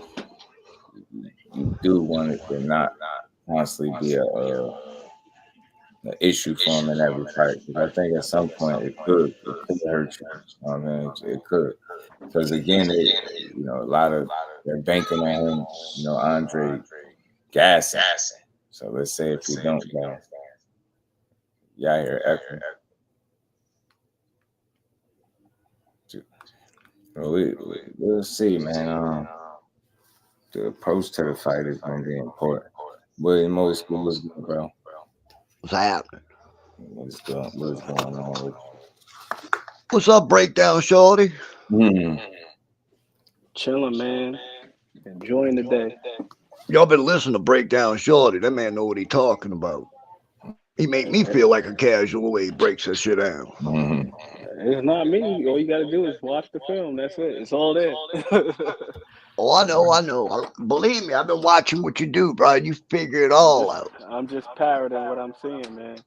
I feel where you're coming from too, Flossie. I understand where you're coming from. But like just said, just because it hasn't culminated yet, it doesn't mean that it isn't something that should be shored up, especially against an opponent that, like, for example, right? Let's talk about Carl the Truth Williams. We're going to take it back to the 80s. Carl the Truth Williams had an issue where every time he jabbed, he wouldn't hold the phone. That right hand would come down, and then he would get clipped. Eventually, he got clipped by left hooks, and that's damn near how he got knocked out in like 4 fights or so. Up until that point, it wasn't completely exploited, but had he had made that correction earlier, it probably wouldn't have turned out the way that it had. And that's what we're saying about David Benavidez. It doesn't mean that every single person who fights him is going to be able to exploit it.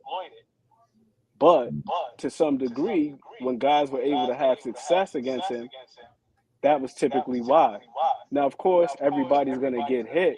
But if you look at a lot of the film with David Benavidez, a lot of the times when he's being hit, it's because of those small things, like Just said, when he's walking in, coasting in too close in range. It's like, yo, you got a damn good reach. Right. Keep that other guy at the end of it. Don't step into his wheelhouse. Same thing with him throwing that right hand. You throwing that right hand and you squaring yourself up. I just feel like, you know, against Dennis Douglas, you better be glad it was against him and not against somebody else. That could have been extremely problematic. You know what I mean? So that's just what it comes down to. And that's what I'm saying. Like, I don't think that it's going to change overnight, but one of the ways in which that he can make up for it is with physical controls. Right. Being able to put guys where you want to put them by using physicality and control tactics. Oh, well, you can unmute whenever you're ready, bro. I think it's echoing. I think it's still a StreamYard issue. It just popped up a little message that it's echoing because it's some bug or something that they still ain't fixed. That's a StreamYard. I think Andrade is going to show up. Reason why is Andrade in his last few fights didn't look like he was into the fights. To be honest, it's almost like he was going through the motions because he wasn't facing nobody worth talking about. Now he finally, after his whole career, has a big fight. Them training videos looks like that man is motivated. I haven't seen him that motivated in years. I have a feeling he's going to come out and show off. I really do. This is his chance to show everybody what he's been waiting to show everybody. I don't think he's just going to come in there and flop. You know what I mean? I got a feeling this dude is going to come in there. And he's going to give David everything David's looking for.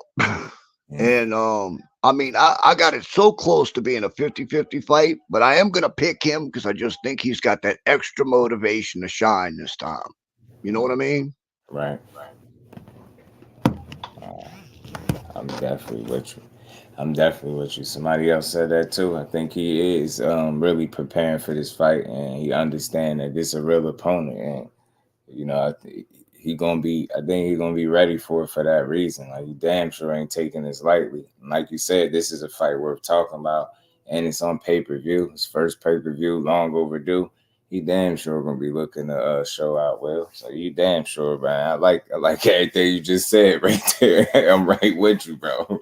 Feel like he taking this opportunity very seriously, man. And he's gonna produce out there, man. Whether or not he wins is another thing, right? But I definitely think he gonna show a damn good account of himself, man. This dude, all he do is know how to win, man. Dude got pedigree. He's very crafty in there. He got experience, even if it ain't with the elite opposition. I still think there's other ways to garner experience in the ring outside of fighting the most elite guys, right? And if you just look at it,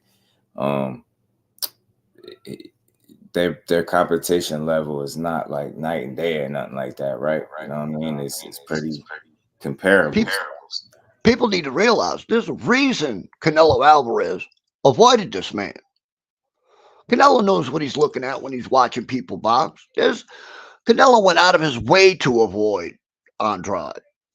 I believe that little thing in the press conference. He did that shit on purpose. That was his way of not having to fight the man.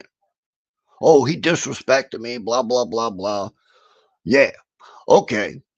That was his way of getting out of that fight. He did not want to fight Andrade. And there's a reason he did not want to fight Andrade. Now we're about to see what Andrade's got. And I believe Andrade's going to bring it all. I really do. He is going to bring it all for this fight. David better be prepared. You know? That's all I got to say. Appreciate you, my bro. Appreciate you coming up here, dropping the knowledge, man. Yeah, he fought one other time sleepless at 68. He fought Demond Nicholson. So this would be his second fight there. And I think his body acclimated pretty well. You know what I mean? As far as what he looked like. You know, looking is one thing. He still got to perform, right? But I think he'll be all right, man. I think it'll be a good fight. Andre makes a lot of mistakes with the feet, too. He's just more athletic, leans over the front foot too much. Talk to him, Flossie. Cook on it, bro. Throw punches from all types of weird-ass and unorthodox angles. True indeed. And I think those are areas where your boy Benavidez could be looking to take advantage of, too. Like I say, he's looking to throw flurries. I think that's really going to be one of his focal points because he put a lot of emphasis on that in that clip. And I think that's how you're going to be looking to, no different than any other fight for him. But he really want to utilize, I think, combinations and volume. I think he's going to be looking to try to wear, Andre down as early as possible. You know what I'm saying? And really get to him. So I think this is going to be a fun fight. I know it is. A bad technique in the feet for others. Yeah, to me, I think, you know what it is, Flossie? I think the fact that it works for him is what makes it awkward. You get what I'm saying? Because it's successful. He's been able to be successful with it. I think if it was something that was constantly working against him, then it'd just be bad technique. You get what I'm saying? But I think the fact, you know, with any other typical fighter, I think they wouldn't be able to execute and perform, you know, doing some of the tendencies that he had, right? So I think for him, you know, you know, for the average guy, it's bad technique, but I think for him, he makes it work. So I think it leans towards being awkward or unorthodox, whichever one you want to phrase it, right? So, but at the same time, you know, a certain fighter might be able to take advantage of that. So maybe, you know, fighting a Benavidez, maybe he'll change it from being something that is just awkward but works for you to something that's going, you know, maybe he'll make it look like bad technique.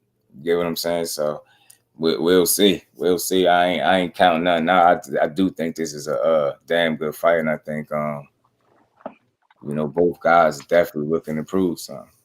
That's a fair point. That's a fair point, Just. For me though, you know, the more I look at guys, the less I look at bad feet as something that is, I guess, like emblematic of a guy's particular style, but more so the positions that they put themselves in. Right.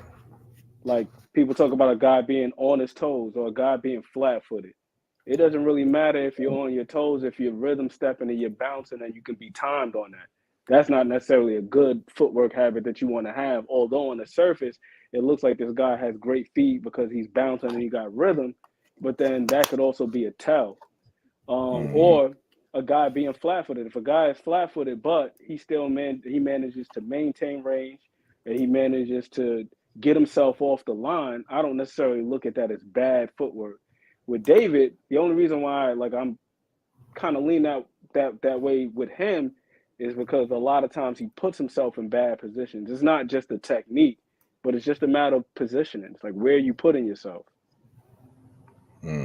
Fate was good with it, bro.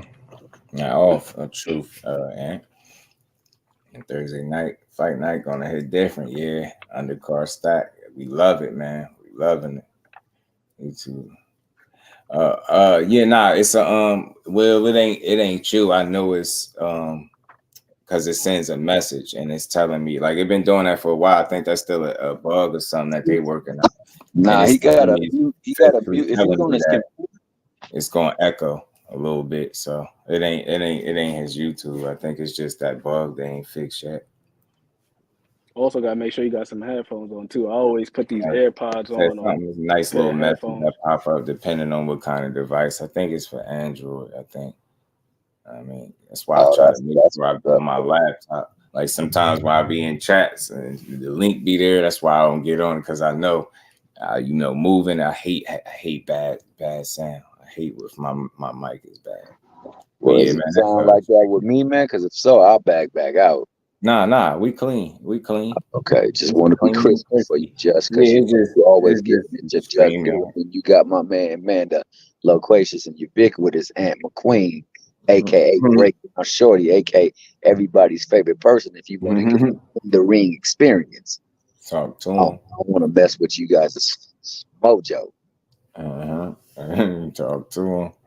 You got two heavyweights up here. I'm only coming up here as a lightweight contender. I'm getting my Devin Haney on. You know what I'm saying? I'm talking a good game, but you know I ain't really about that action.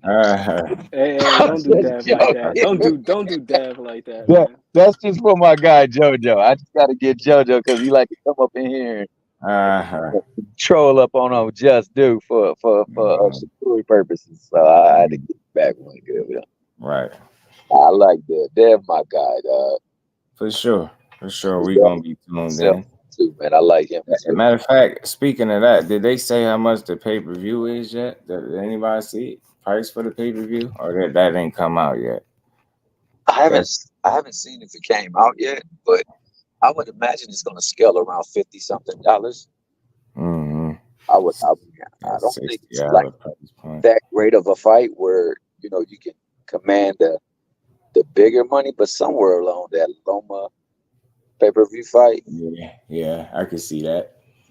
That's cool. Now, granted, if they do continue to get the endorsement from the celebrities, then that might generate some more sales, so they might scale it up. I'm gonna check them out. I'm trying to see every fight. You know what I mean? We're gonna be live and in the flesh, man. We're gonna be cooking. I know it's gonna be a long stream. We're gonna have fun, man. I can't wait for this card, man. As people joking, man, getting a Thursday card is a treat, bro. Man, that's a damn treat. You know, man, I don't get it, bro. I just don't get it. Like, we look to tear down folk a lot within our culture, man. It's like the brother is putting on a fight on a Thursday. You usually don't get Thursday night fights. You're getting a Thursday night fight.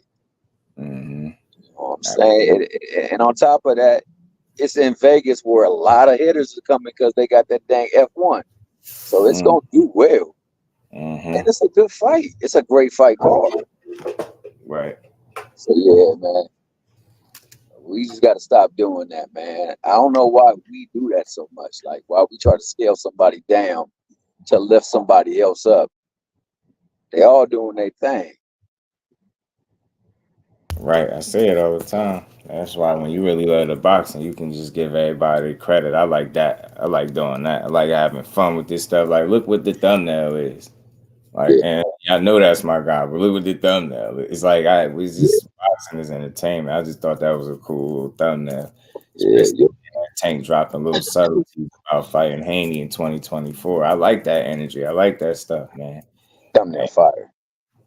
Dante Hall, boxing talk. What it do, Dante? How you feeling, bro? He said Andy Cruz. Gotta find another opponent. I heard, Hector Tanahara had pulled out with an injury. I wanted to see that too. Because Hector Tanahara can fight too, man. Yeah, and got that that good knowledge. Southwest Dice, what it do, homie? You already know, man. Much love and appreciation, my bro. This is the early cook. Like I said, I'll be back later too. 4 o'clock. We gonna be back at our time. Carry me back to USA Thursday night fight. I'm telling you, that's what I think they're trying to bring it back. And why not do it with the upcoming young Shakur? Yo, Just. I know we always stew up on the bigger name fights, but what you think about that Norman and that Randall fight, bro? I think that fight right there is gonna be spicy. Here we go, real quick. I got something for us. Child of me, I'm gonna beat you like one. So with that, Gonna learn today. We gonna see. You gonna learn today. We gonna see. Like everybody know. For those in the boxing world, know. I don't know nothing. They know. And everybody else gonna see. Everybody know. Ask about me. Shit, I didn't heard about that. Shit, yeah, exactly. You already heard about me, so you ain't got to ask about me. You's a bum. People you fought been bums, bro. Stop it. You got 25 wins of pad work on your record, man. Stop. Well, how about this? We're gonna find out. We gonna find out. You called me out. You called me out. So Thursday night. Yeah, I called you out. Just remember, you asked for it, Shawty. I begged Brad for this fight. Just remember, you asked for it, Shawty. I've been begging Brad for this fight for the last year. I was 8-0. Hey, Brad, I'm 8-0. Can I get Brian Norman? Brad, I'm 9-0. Can I get Brian Norman? Welcome to the knockout list, Shawty. Welcome to the knockout list. I'm gonna show you. You another one. I'm gonna show you. You ain't nothing but another one. All right, I'm gonna show you. Look, this gonna be the end of your whole book. This ain't nothing but another paragraph. We're gonna see. All right. We're gonna see, kid.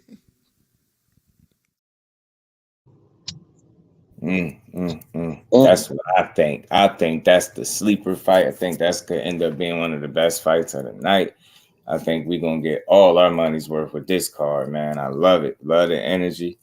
I'm glad you even asked about it. You know what I mean? Again, now so I can play that because I love this fight for both of these dudes. I rock with both of them. Salute to Brian Norman for coming through doing the interview. Hopefully, I could get Quinton Randall on, win, lose, or draw. Definitely try to put that in play. Man, that's what I'm about to get back to it. About to get back onto my, reaching out, trying to put together these good interviews and builds. I don't like the interview word builds, man. We build over here, so I'm gonna start reaching out to some of these fighters for sure. I know it's close to fight night, but we're gonna wait till the fight over with. We're gonna see what up, man. We're gonna see what up. Cruz versus Muay Thai, Frank, give it to me. You know what I mean? Give Andy Cruz, JoJo, give it to me. You want to see it all. You know what I'm saying? I want to see it all. Norman versus Randall. This is gonna be a damn good fight. It's that sleeper fight for me. It's the sleeper fight. Patrick Bell, my bro. Appreciate you in the super chat. Much love and appreciate you putting that color in the chat for your boy, man. Well, I know the good. And we ain't never got a box again. Well. I already been getting these bets, but now it's time for you to get your just do. I know the good brother Ant was thinking about doing a film study. Might be able to put a little bit of Randall and Norman on that bad boy too. See how that play out. Man, I'm telling you, man, we getting a lot of good action, and that card on the 23rd is a real thing from what I'm hearing. So we gonna build on that when I come back at 4. We're gonna build on O'Shaquie Foster signing the top rank. And what that could mean for him and his career, man, we're going to talk about it. I just ain't going to do that on this one, but we're going to finish cooking on this, man. Yeah, this little poster was dope, man. You know, I rock with Shakur. That's my guy, but this is all boxing and it's fun.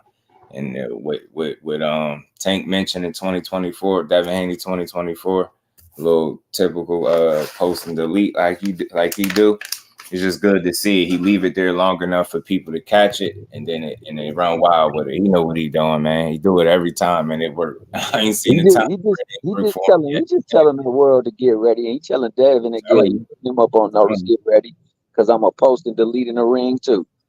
Right, yeah, Gertz. Yeah, he signed the top rank, bro. And I got that. I be getting the news early, man.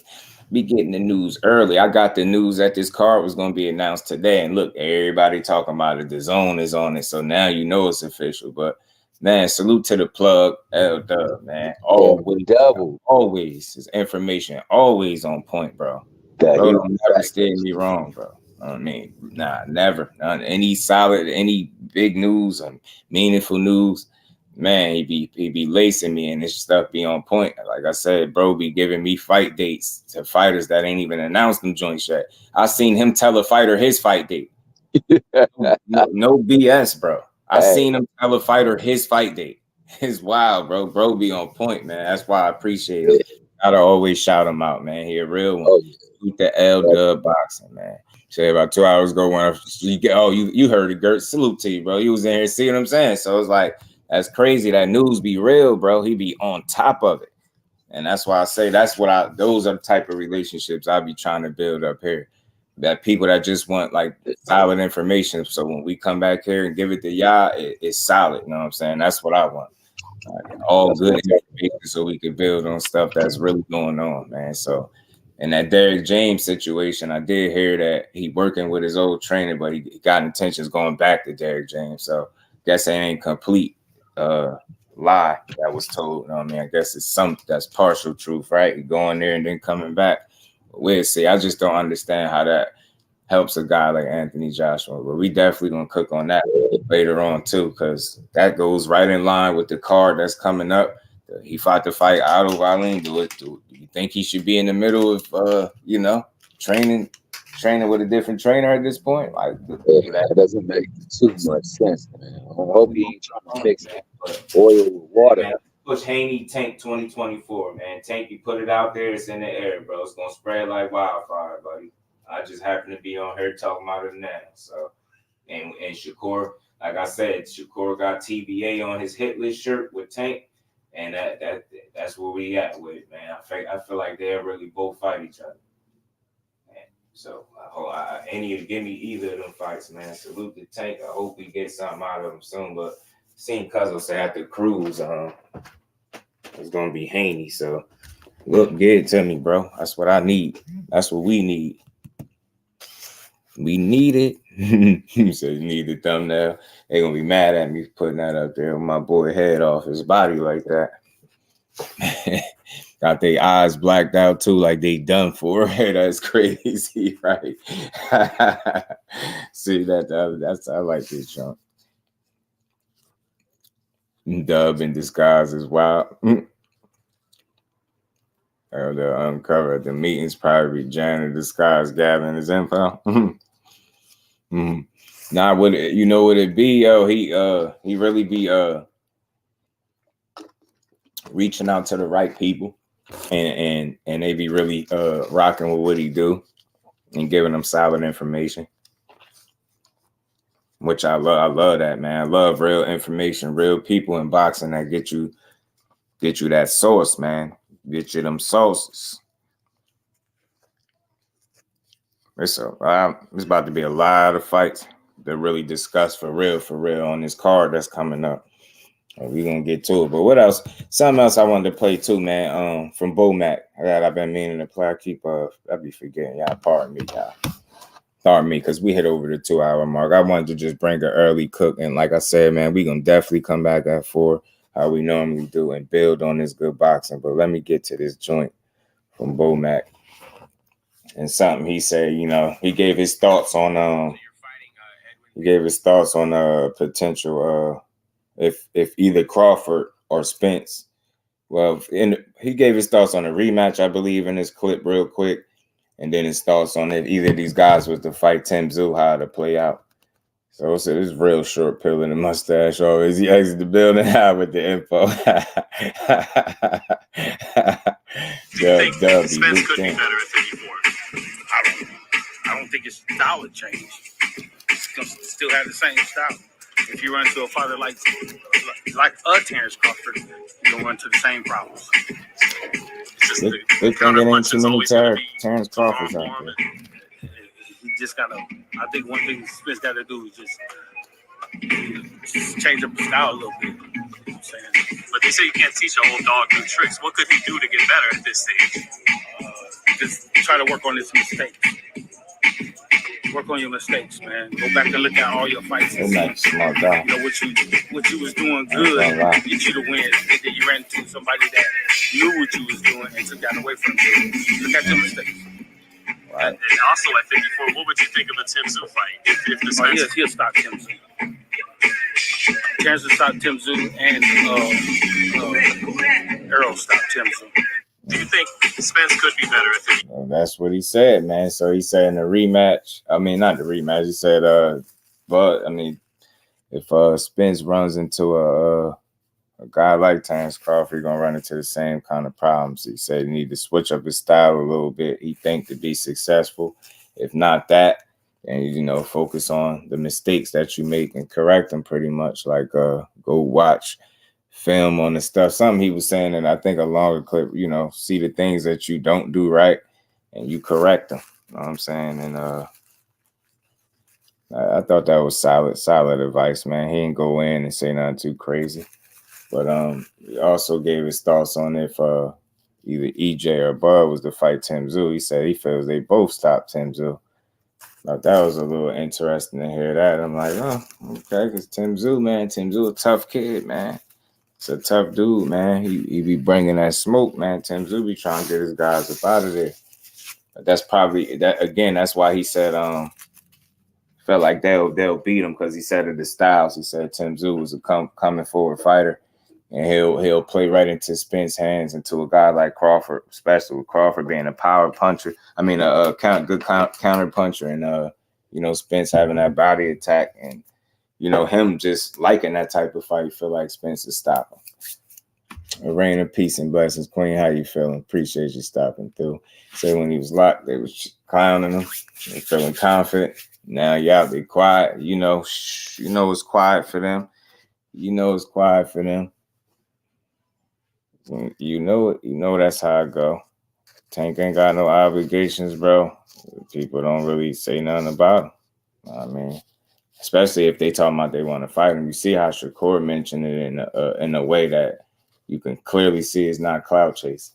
Like, yo, when they ready to do that, I'm with it. Not know, oh, I want to fight such and such. Knowing damn well you don't. I mean, you go fight somebody else. Absolutely, it's the way in which you do it, man, and just being tactful. And even in the other cases where you got guys that are, you know, most people say they're talking out both sides of their mouth. I understand what it is. You know, you want to keep your name out there, keep your name buzzing. And here's the other thing too, right? We call these guys clout chasers, but that's what it's about. It's about having the clout, having the attention. You know, attention is the #1 commodity. Yeah. Every day we're being sold something. You know, we're on YouTube, there's advertisements for it. So you got to continually put your name out there and remind people, hey, I do this, I do this, I do this, I do that. So I don't knock these guys for the way in which they approach it. You know, I don't take it that seriously. Right. And just to add to your point, like, I think they spend months training, all these weeks on end training, you know, training damn a year round. For a nice work. You get what I'm saying? They only fighting on these Saturdays. In this case with Shakur on this Thursday.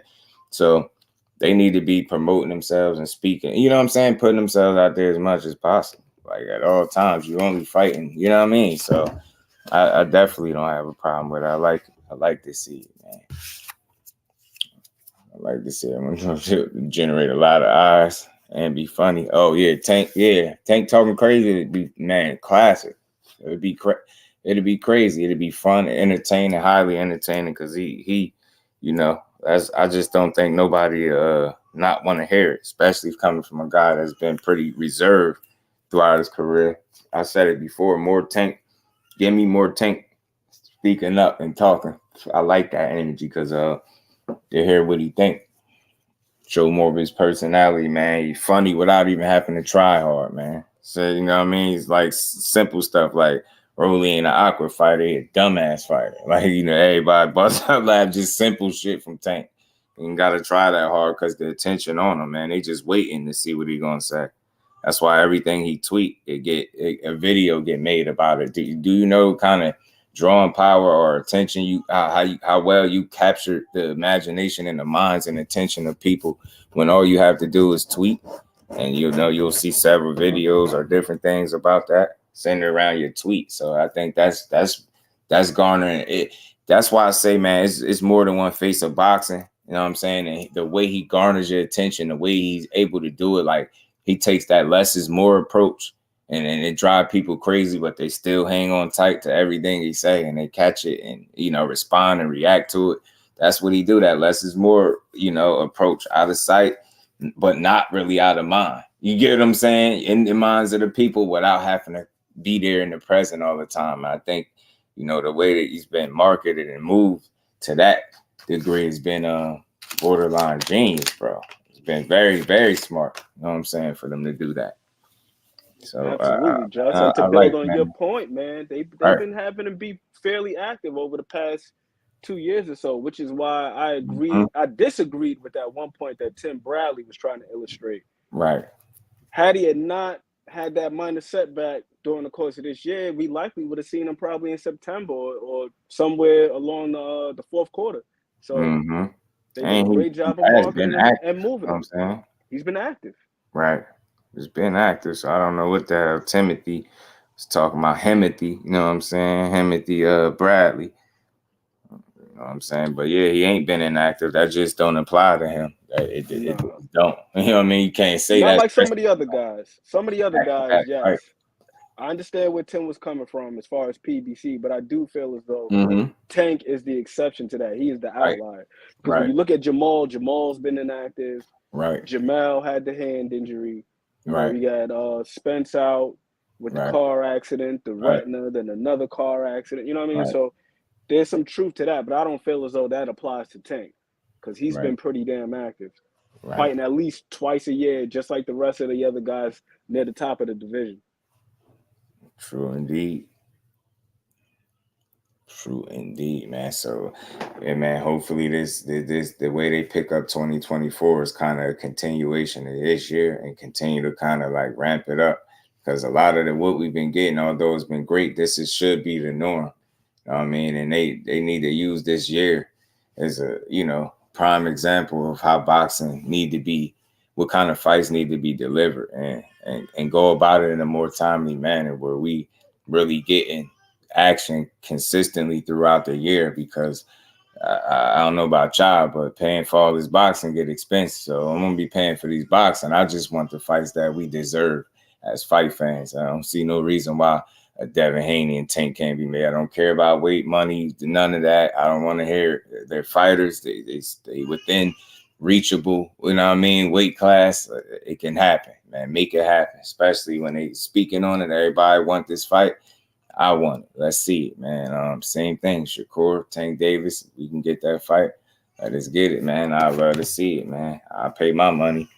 I'll pay my money in a heartbeat to see these dudes getting there and line it up. So the sooner the better. But I do think realistically, like Bomac also led to how it could be built a couple years, man. I know that might sound crazy to people, but maybe not. Maybe you don't have to wait that long. But I know it's gonna have to be a process. It ain't gonna just come just like that out the blue sky. But I feel like that fight can happen, especially if you know, Shakur saying he had one more fight left on Top Rank, and his options is going to be open. I mean, I hope he really weighs his options. He got a smart team behind him, as Bo Mac alluded to, that can, you know, has been putting him in position despite what people think. I think, like he said, he'll get that fight when the time is right. That's something I could really agree with. I know that's not, you know, people want to hear a date, right? But I just think being realistic about it, it's going to take some time to really situate that. And I ain't saying take forever and over marinate the situation, right? But I think just give him the opportunity for the fight to even be available to be made. Let them be in the right situation. Let these guys really be on the same accord. And that's what it looked like is next, right? That's how I want to see it, man. I really want to see all these dudes fight when it's all said and done, or as many of them fight each other as possible. And that's just what it is. Undercard boxing was good with it, my bro. How you feeling? Yeah, I'm on it, man. You know, I was got word early. Salute to my guy, Undercard boxing. What's good with it, bro? How you been?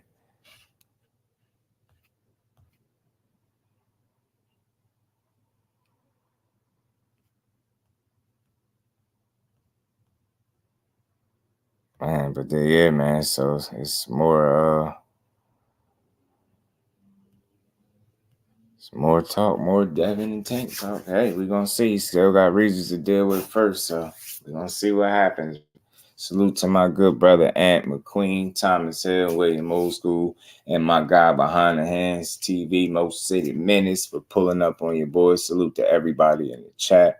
Y'all smash that like button if y'all haven't, and y'all make sure y'all tap back in later at 4 o'clock. I just wanted to come here and bring an early conversation to the people, man, and build a little bit. I don't know, YouTube time been all off lately, yo. Been tripping. And salute to everybody being a part of the 8K. Much love and appreciation to all y'all. Salute to my guy Gertz, Fate, Undercard Boxing, Miss Joette, Tim Layton, Kai Sports, Arena the Queens. Much love to y'all, man. We will be back. We will see what else is going on. Like I said, I think we're going to talk about this big card that's coming up. Like I said, Oshaki Foster, we're going to break down that Top Rank signing. We're going to talk about that and what's potentially on the table for him being over there at Top Rank, right? I already got a couple names right in mind, but we're going to have to talk about that. I think boxing is in a good space, man. They've been delivering this year, man, and we're going to keep building. And, you know, it's fight week, and tomorrow it's fight night, and we will be live for these fights, building on this good boxing, y'all. So with that, that's all I got on this one, man. Salute to everybody pulling up on this early one, man. Much love and appreciation, man. I'll see y'all at 4.